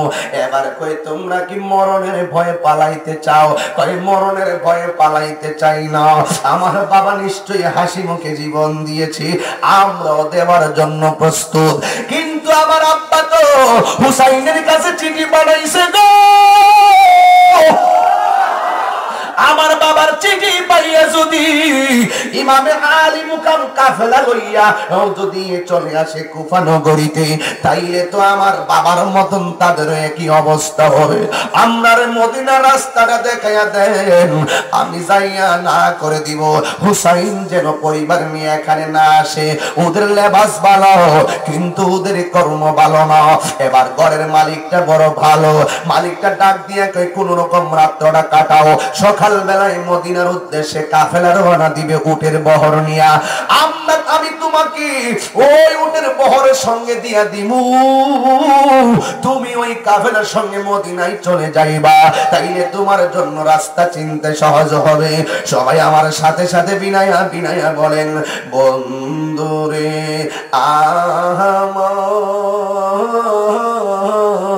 আমার, ও আমার খরুস্কুলের বন্ধুরা, ও আমার চট্টগ্রাম আনোয়ার আর বাবাজিরা গো। এবার সকাল বেলা দুইটা সন্তানকে রাস্তা দেখাইয়া দিলেন, আর ওই দিকটা ইমামে হুসাইন রাদিয়াল্লাহু তাআলা আনহু তিনিও এই দিক দিয়ে আসতেছেন। ওই দুইটা সন্তান তো বয়সে ছোট, সকাল বেলা যাওয়ার আগে ওই মদিনার কাফেলাটা চইলা গেছে। শেষ পর্যন্ত তারা দুইজন কাফেলার পিছনে পিছনে দৌড়তেছে। ও বন্ধুরে বন্ধু,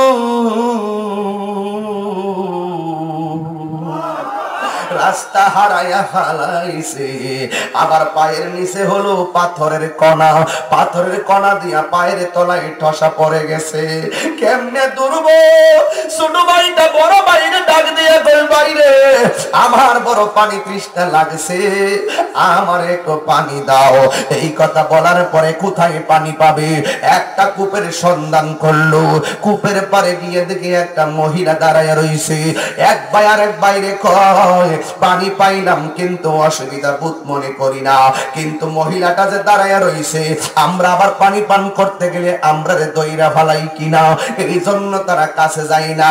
আস্তে আস্তে ওই কূপের পারে যাইয়া যখন দাঁড়াইলো, ওই মহিলাটা মাথাটা নোয়াইয়া ওই কূপের ভিতরে থেকে পানি তুলতে বালতিটা ফালাইলো। মহিলাটা কয় আমি জীবনে কত মানুষ দেখেছি, আমার বালতিটা যখন কূপের মধ্যে ফালাইলাম আমি পানির নিচে তাকায়া দেখলাম কূপের উপরে দুইটা নূরের পুতুলের চেহারা ঝলমল ঝলমল ঝলমল করতেছে। আমি আমার মাথাটা তুললাম, তুইলা দেখলাম দুইটা সন্তান হা করে তাকাইয়া রইছি। এবার জিজ্ঞাসা করে তোমরা কে গো? একজন কয় কি কইতাম, ছোট ভাই বড় ভাইয়ের চোখের দিকে তাকায়, বড় ভাই ছোট ভাইয়ের চোখের দিকে তাকায়। মুরব্বীরা ঘটনাগুলো জানেন, এই ছোট্ট ছোট্ট পোলাপান, কিশোর বয়সের পোলাপান, এইগুলা কিন্তু ঘটনার সাথে পরিচিত নয়। এদেরকে শিক্ষা দেওয়ার জন্য এই ঘটনাটা আমি প্রথম দিকে শুরু করছি। ঘটনার কেমনে ঘটছে এদেরও ইতিহাস জানার দরকার আছে। কারবালার ইতিহাসকে বিকৃত করার জন্য অনেক এজিদ মাঠের মধ্যে নেমে গেছে, কথা বলেন ঠিক কিনা? এবার ওই মহিলা বলে তোমরা কে গো? ওই দুইটা ছেলে ডাক দিয়া এক ভাই আর এক ভাইয়ের চেহারা দিকে তাকায়। বাইরে ভাই যদি নামটা কয়, যদি ধরা খাইয়া যাই, চোখের বাসায় বলতেছে কিতা কইতাম। এবার ছোটটা বড় চালাক, ছোটটা ডাক দিয়া কয় আমাদের নাম জানার দরকার নাই, তবে এতটুকু জেনে রাখেন আমরা হইলাম মদিনাওয়ালার গোলাম। মদিনার গোলামি আমাই দে মুর্শিদ মোরে। সাউন্ডটা তুলো। মদিনার গোলামি, মদিনার গোলামি আমাই দে মুর্শিদ মোরে। মদিনার গোলামি আমাই দে। একটু হাত তুলেন না।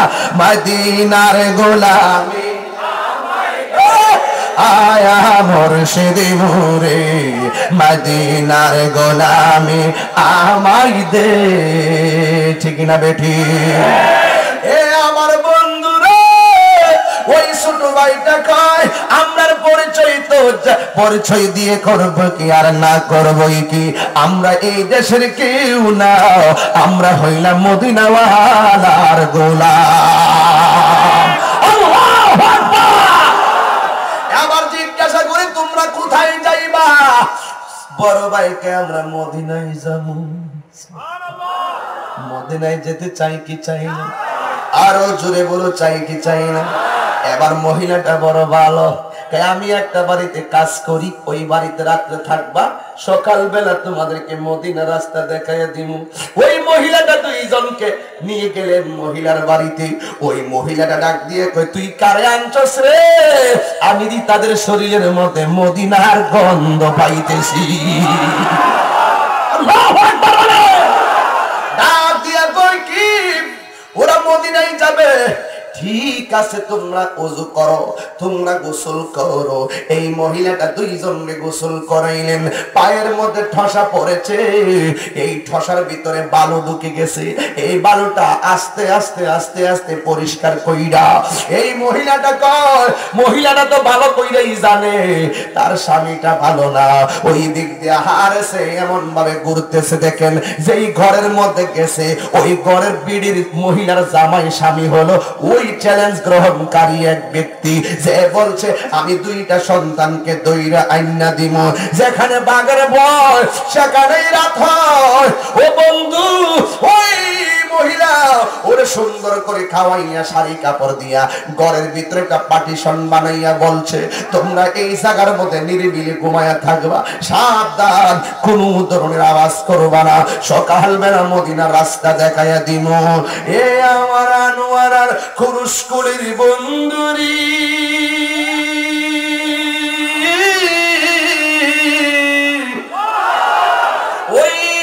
মহিলার ঘরে দুইটা সন্তান ঘুমাইব, পায়ের মধ্যে ঠসা, চোখের মধ্যে বাবা হারা বেদনা, অন্তরের মধ্যে হুসাইনের কাছে চলে যাওয়ার বাসনা। এই তিনটা মনের কষ্ট নিয়া দুইটা ভাই কবুতরের ঝোড়ার মতো একটা ভাই আর একটা বাইরে দুইটা শুয়া রইছে। ওই মুহূর্তে হারসা ঘরের মধ্যে ঢুকলো। দুই কাকই তাড়াতাড়ি গোসলের পানি দেয়। এবার তাড়াতাড়ি গোসলের পানি দিল। গোসল কইরা কয় তাড়াতাড়ি আমার খাবার দে, দারুন অফার পাইছি, দারুন অফার। এই এলাকায় নাকি মুসলিমের দুইটা পোলা আছে, এই দুইটা পোলারে দইরা নিতে পারলে আমরা অনেক পুরস্কার পাবো, আর গরিবী হালত আমাদের থাকবে না। স্ত্রী কই খাইছে রে, এখন আমি কি করব? স্ত্রী ডাক দিয়া কয়, আমরার এত টাকা লাগবে না, আমরার এত পয়সা লাগবে না, এত টাকা দিয়া কি করবেন? সারাদিন পরিশ্রম করছেন, খায়া ঘুমায়া থাকেন। একটা জিনিস মনে রাখবেন, যারা লোভে পড়ে যায় তারা কখনো রাতের বেলা শান্তিতে ঘুমাইতে পারে না। কথা বলেন ঠিক কিনা? এ আমার আব্বু জিরানি, ও বন্ধুরে আমার, এবার ইমাম মুসলিমের দুইটা পোলা শুয়া রইছে। হঠাৎ করে ওই স্বামীর আওয়াজটা কানের মধ্যে গেছে, যাওয়ার পরে এখন তারা চিন্তায় পড়ে গেছে, বাইরে কোথায় আসলাম, কোথায় আসলাম, আমাদের তো এখন জীবন শেষ হইয়া যাবে। এক ভাই আর একবারে জড়াইয়া দইরা পইরা রইছে। আর এই দিক দিয়া স্বামী ডাক দিয়া কয়, আমারে সকাল সকাল তৈলা দিবা। এবার বলে, আপনি ঘুমান। আমি তো ঘুমাইতে আর ঘুম আসে না, আমি সব জায়গায় খুঁজলাম, কোথাও ছেলেগুলারে পাই নাই। পাইলে যেইভাবে হোক, জিন্দা হোক আর মরা হোক, দইরা নিতে হবে, আমরা অনেক পুরস্কার পাবো। হঠাৎ করে রাত্র যত গভীর হয়, স্বামীর চোখে ঘুম নাই, স্ত্রীর মনের ভিতরে একটাই জল্পনা কল্পনা, সকালবেলা আমার স্বামীর ঘর থেকে যেইভাবে হোক বিদায় কইরা মদিনার দুইটা নূরের পুতুল রে আমানত হিসাবে মদিনায় পাঠাইয়া দিতে হবে। এ আমার বন্ধুরি,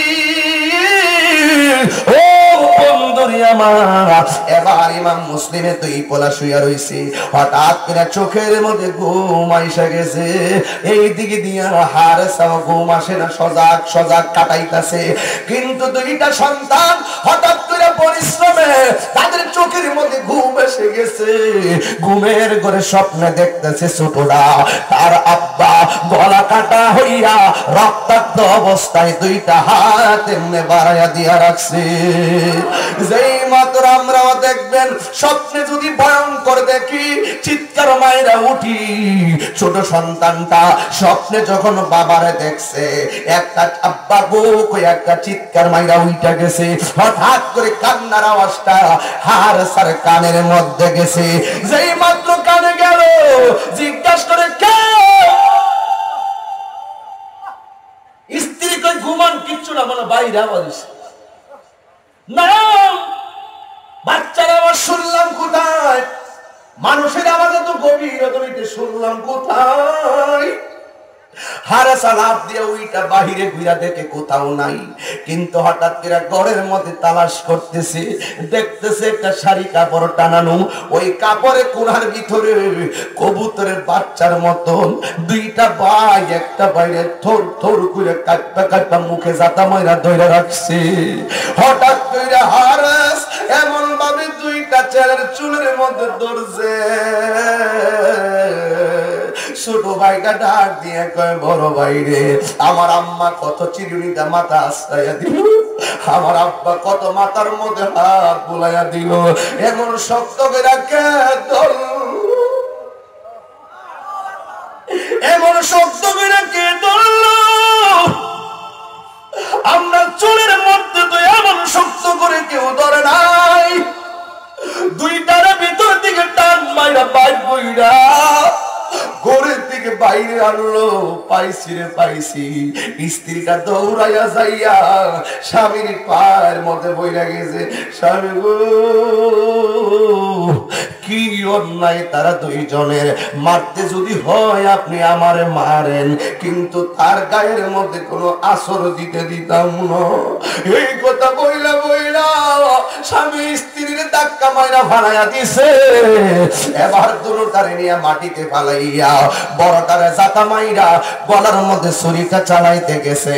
ছোটটা ডাক দিয়ে কয়, বুঝেছি, আপনি বুঝি আব্বার মতো আমরাও মারবেন, অসুবিধা নাই। আমার বাবার শূন্যতা আমার বড় ভাই পালন করছে, আমার সামনে আমার বড় ভাইয়ের গলায় ছুরি চালাইবেন, আমি কি এত সহজে মান্না নিব নাকি? জবাই যদি করতে হয় আমার বড় ভাইয়ের সামনে আমার জবাই করেন। এবার বড়টারে ফালাইয়া ছোটটারে গলার মধ্যে ছুরি চালাইয়া দিবে। আমার কলিজার টুকরা ছোট ভাই আমার কলিজার টুকরা ছোট ভাই আমার সামনে গলায় ছুরি চালাইবেন, আমি এটা কোনোদিনও মানতে পারবো না।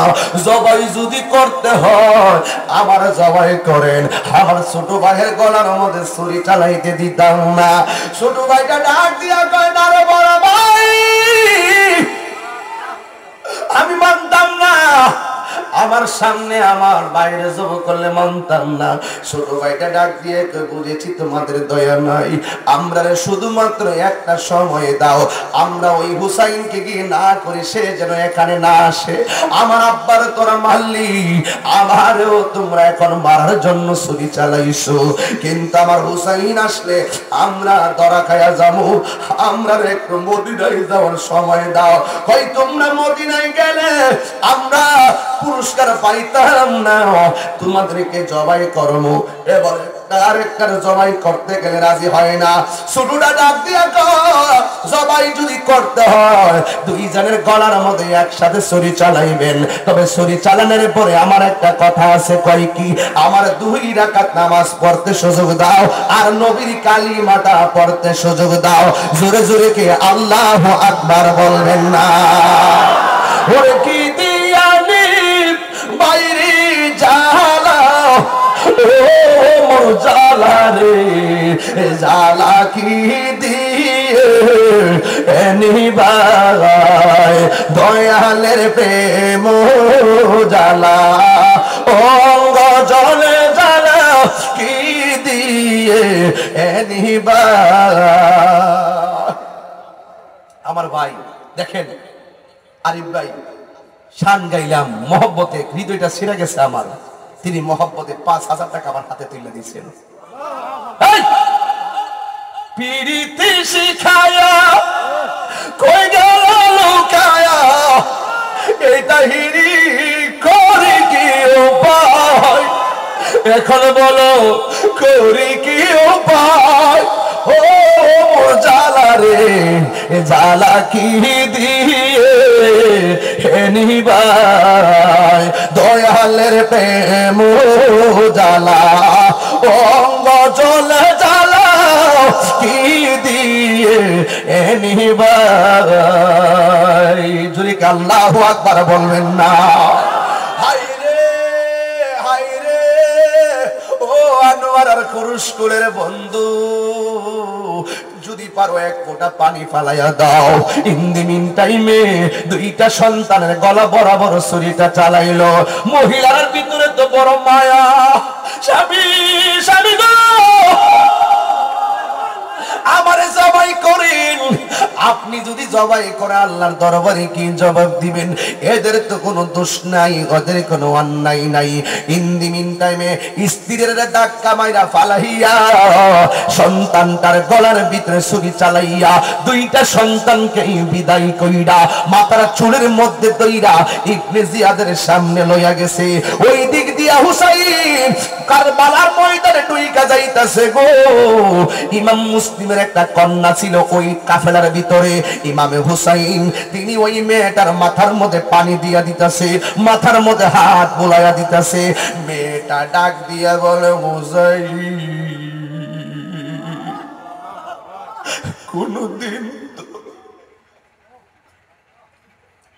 কোনদিন তো আপনি আমার এমন ভাবে আদর করেন নাই,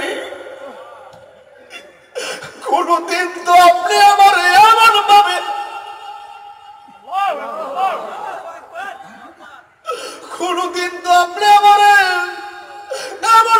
আদর করেন নাই। আজকে কেন আপনি আমার এমন করে আদর করতেছেন? ইমাম হুসাইন কই, কান্দিস না, কান্দিস না, যার কেউ নাই তার একজন আছেন, জবান খুলা বলো তিনি কে?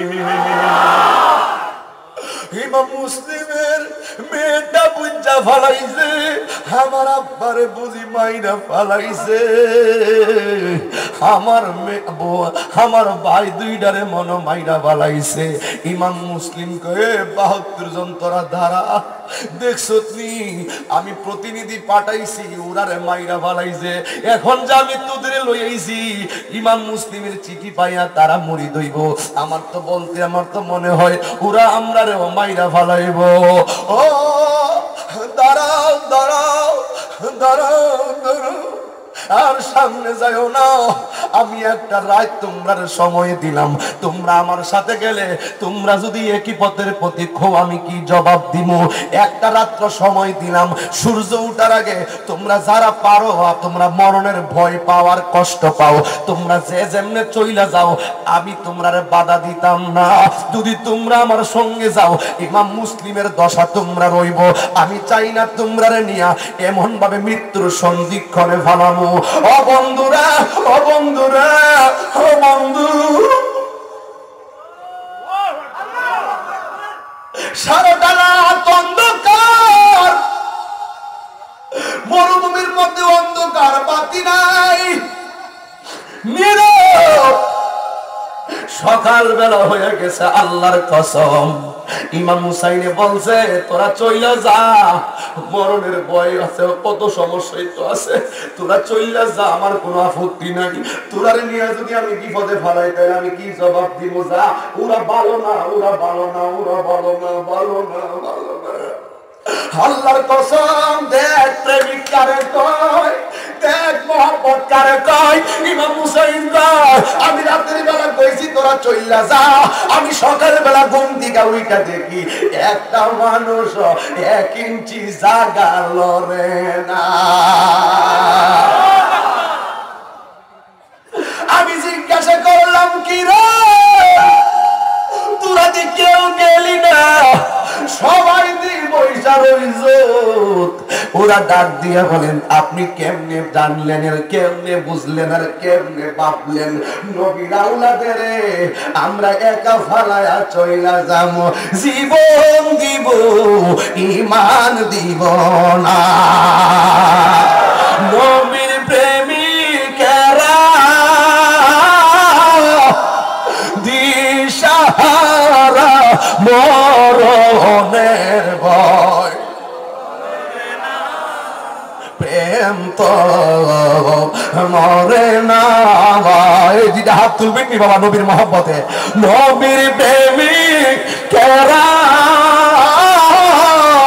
দিশাহারা, মরণের ভয়, প্রেম তো মরে না। প্রেম করেছে আয়ুব নবী, আরে তার প্রেমে রহিমা বিবি হো। ওরে 18 সাল কি রাখাইল তো, প্রেম তো ছাড়ে না, প্রেম তো মরে না। নবীর প্রেমিকেরা দিশাহারা, মরণের ভয় করে না, প্রেম তো। এই কণ্ঠটা খুললা কও না, প্রেম তো। জবান খুলে কও প্রেম তো। প্রেম করেছে। আমরা ব্রাহ্মণবাড়িয়াতে এগুলো একটু বেশি চলে, আপনাদের এলাকায় কি অসুবিধা হয়? আর অসুবিধা হয়? নবীর জন্য জীবন দিতে চাই কি চাই না? আরে আহলে বাইতকে ফাড়ায়া, আহলে বাইতের সঙ্গীরা কেউ মাঠ থেকে পলায়ন করে নাই। আমরা আহলে বাইতের মহব্বতকে প্রতিষ্ঠিত করতে হাতে হাত রেখে ইয়াজিদের মোকাবেলায় ময়দানে নেমে থাকবো। তাদের উপরে রাজপথ ছাড়বো না, ছাড়বো না, ছাড়বো না। ঠিক কিনা বলে?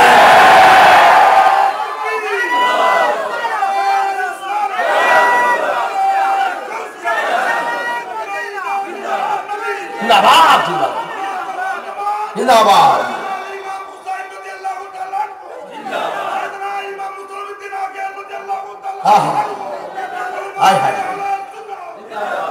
আল্লাহু আকবার, আল্লাহু আকবার। আমরা কি এক থাকবো? এক থাকবো। পরিষ্কার কথা হলো, আহলে বাইতের বিরোধিতা যারা করবে এদের সাথে আহলুস সুন্নাত ওয়াল জামাতের কোনো সম্পর্ক নাই। আমার কথা কি একমত? এই সবাইকে একমত? সাবধান বলে দিলাম, অনেকে সাহাবায়ে কেরামদের সমালোচনা করে, আছে কিনা বলেন? সাহাবায়ে কেরামের সমালোচনা করা যাবে? প্রত্যেক সাহাবীরা আসহাবী কান নুজুম। আমার নবী বলছে প্রত্যেকটা সাহাবী আকাশের নক্ষত্র তুল্য। ঠিক কিনা বলেন? নবী বলছেন লা তাসুব্বু আসহাবী, আমার সাহাবায়ে কেরামকে গালমন্দ করিও না। সাহাবায়ে কেরাম আর সাহাবায়ে কেরামদের মধ্যে যে পারস্পরিক দ্বন্দ্ব হয়েছে এটা ইজতিহাদি দ্বন্দ্ব। এই সমস্ত বিষয়গুলো আল্লাহ মাফ করে দিবেন। এই জন্য তার সাহাবায়ে কেরামের ভুল ধরার জন্য তুমি মৌলবীর জন্ম হয় নাই। কথা বলেন ঠিক না ঠিক? অনেকে বলে আমরা নাকি আহলে বায়তকে সম্মান করি না। আমরা সারা জীবন আহলে বায়তের ওয়াজ করলাম, কারবারের ওয়াজ করতে করতে মানুষকে মহব্বতের প্রেম সাগরে নিয়ে গেলাম, আর তারা এখন আমাদেরকে বলে আমরা নাকি আহলে বায়তের বিরোধী। রাগ তোলাবেন না, কথা একটাই, ইমাম হুসাইনকে রেখে তার সঙ্গীরা কেউ মাঠ থেকে পলায়ন করে নাই। কথা কন? একটু পরেই দেখতেছে, সকালবেলা হলো, একটু পরেই দেখতেছে ওরা চতুর্দিকে এইভাবে এই দিকে যে লাইন ধরে দাঁড়াইছে ওই মাথা, আচ্ছা এই দিক দিয়ে লাইন ধরে দাঁড়াইছে ওই মাথায়, আর ইমাম হুসাইন মাঝখানে,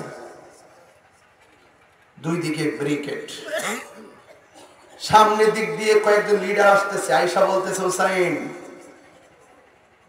তুমি এসেছো, খুশি হয়েছি, কিন্তু এখনো সময় আছে, আমাদের কাছে তুমি মুরিদ হও, আমাদের কাছে অঙ্গীকার করো। ইমাম হুসাইন রাদিয়াল্লাহু তাআলা ডাক দিয়ে তোমরা না বলছিলা আমি আসলে তোমরা আমার কাছে মুরিদ হবে, আমার কাছে বায়াতে রাসূল গ্রহণ করবে। যারা নবীর আওলাদকে নিমন্ত্রণ করে বায়াতের প্রতিশ্রুতি দিয়ে, আর ইমাম পরিবার এই প্রতিশ্রুতি বুকে নিয়ে তাদের সামনে আসার পর যারা তাদের প্রতিশ্রুতির ব্যতিক্রম করে, মুনাফিকি করে, এরা কখনো আমার নানার দলের অন্তর্ভুক্ত হতে পারে না। এটা হলো সেরা একটা মেসেজ। কেন কারবারটা হলো ভাই জানি? তারা কখনো আমার নানার দলের অন্তর্ভুক্ত হতে পারে না। তোমরা মুনাফিক। তোমরা কি? ইন্নাল মুনাফিকিনা ফি দারকিল আসফালি মিনান নার। নিশ্চয়ই মুনাফিকরা এই জুতা এই বড়া কেমন লাগে রে? একান্ত প্রয়োজন হয়ে যাও, করতে হচ্ছে না, মাথায় টুপি দিয়ে আসবো। আমি এটা পছন্দ করি না, আর আমার হুসাইনের বয়ান করতেছি 72 জন একজনও মাঠ থেকে পলায়ন করে নাই, আর এরা ওয়াশিং হয়ে যায়। ম্যানেজ খারাপ করো তোমরা, এখনো সময় আছে, আমরা সব এক হতে চাই। সংগঠন আরো 500 হোক অসুবিধা নাই, খানকা আরো 10,000 হোক অসুবিধা নাই, পীর আরো 2000 হোক অসুবিধা নাই, কিন্তু আমাদেরকে এক মঞ্চে আসার উপযুক্ত সময় এসেছে। আমরা সময় এক কাতারে এসে আমরা সুন্নিয়তের কথা বলতে চাই।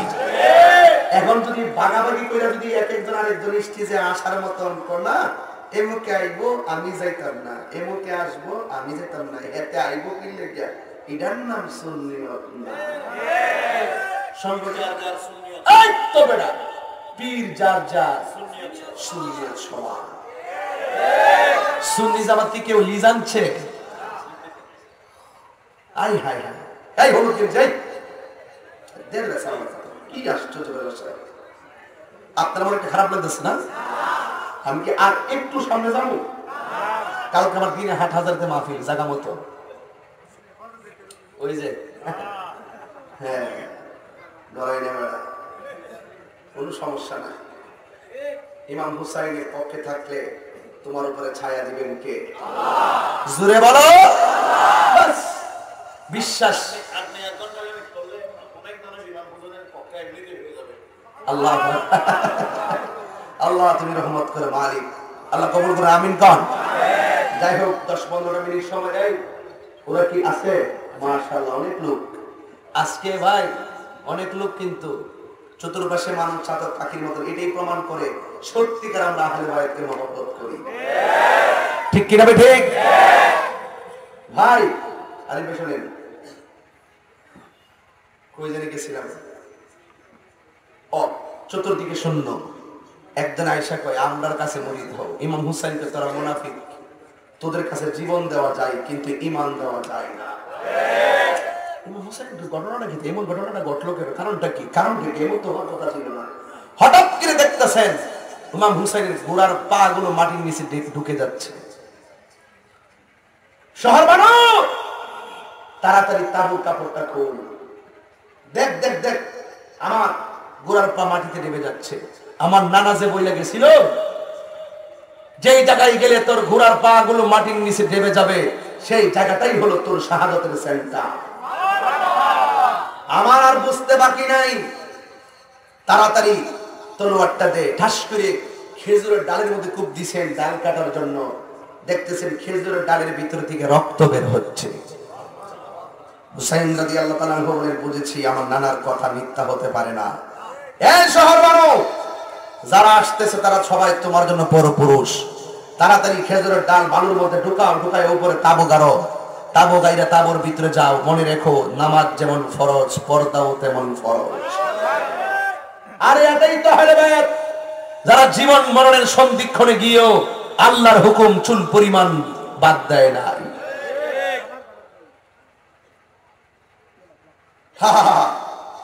ইন দি মিন টাইমে ইমাম হুসাইনের একটা সন্তান, যার নাম হলো আলী আকবর। যার নাম কি? কথা কয় না, যার নাম কি? আলী আকবর কয়, আব্বা এরা এইভাবে দাঁড়াইছে কিসের জন্য? কয় এরা আমরা মারার জন্য দাঁড়াইছে। বাবা অসুবিধা নাই, সর্বপ্রথম জীবনটা আমি দিব। আম গাছে কি ধরে? আম গাছে, জাম গাছে। কেমন বাপের গোলা! হুসাইনের বাপ হইল মৌলা আলী, আর আলী আকবরের বাবা হইল ইমামে হুসাইন রাদিয়াল্লাহু তাআলা আনহু। বাপ রে বাপ! বাবা আমি জানি ইমাম হুসাইন তো সবাই দিল, আমি তোমারে দিতাম না। বাবা আপনি যদি আমার না দেন তাই অসুবিধা নাই, কিন্তু আমি একটা কথা কইতাম চাই, উত্তর দিবেন কি? আমি যদি এই মুহূর্তে বেয়াদবদের বিরুদ্ধে মাঠে না চাপাই পড়ি, মদিনার নবী কি খুশি হবে না বেজার হবে? হুসাইনের জবাব বন্ধ হয়ে গেছে। সুবহানাল্লাহ কইবেন না? ডাক দিয়া বলে, আব্বু গো, আমি যাইতে চাই যুদ্ধের ময়দানে। কেন আপনি আমার নিষেধ করেছিলেন আগে এটা বলেন।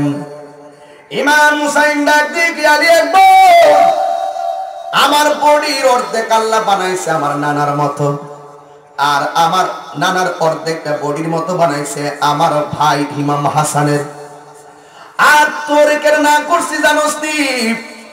আমার ভাই দুনিয়াতে থাকতে আমি যখন তাকাইতাম মনে করতাম আমার নানার দিকে তাকাইছি, আর বাইরে হারাইয়া এখন আমি সেই সৌন্দর্য হারাইছি আর দেখি না।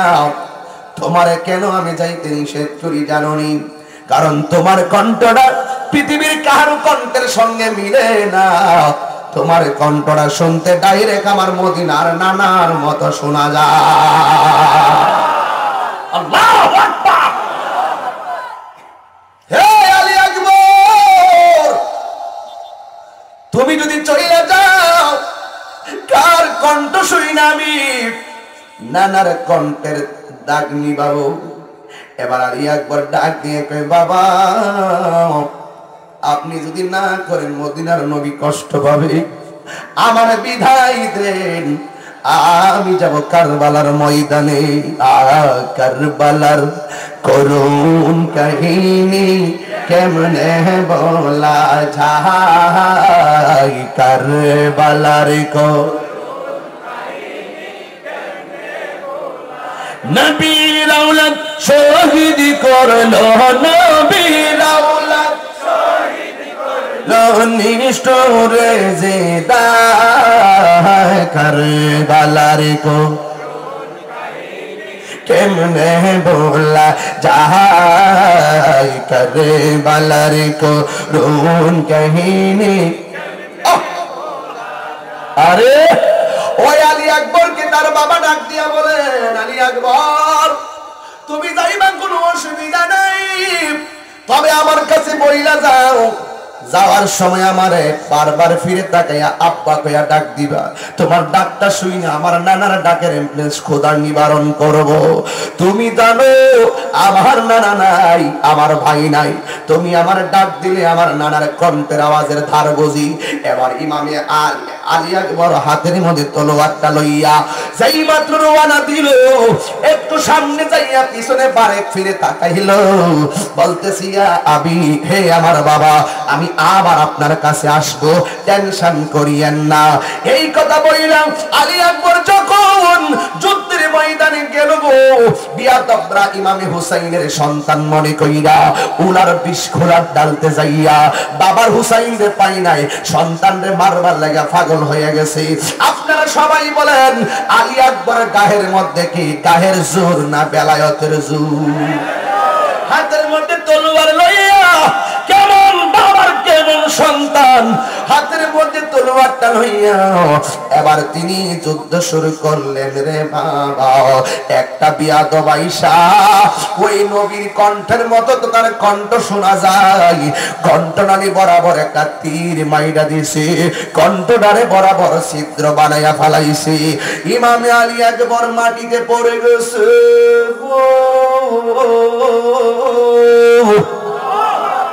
এবার হঠাৎ করিয়া বাবার কথা মনে হইয়া গেছে, আমি না আমার আব্বা কইয়াছি আমি আসতেছি গো আব্বা।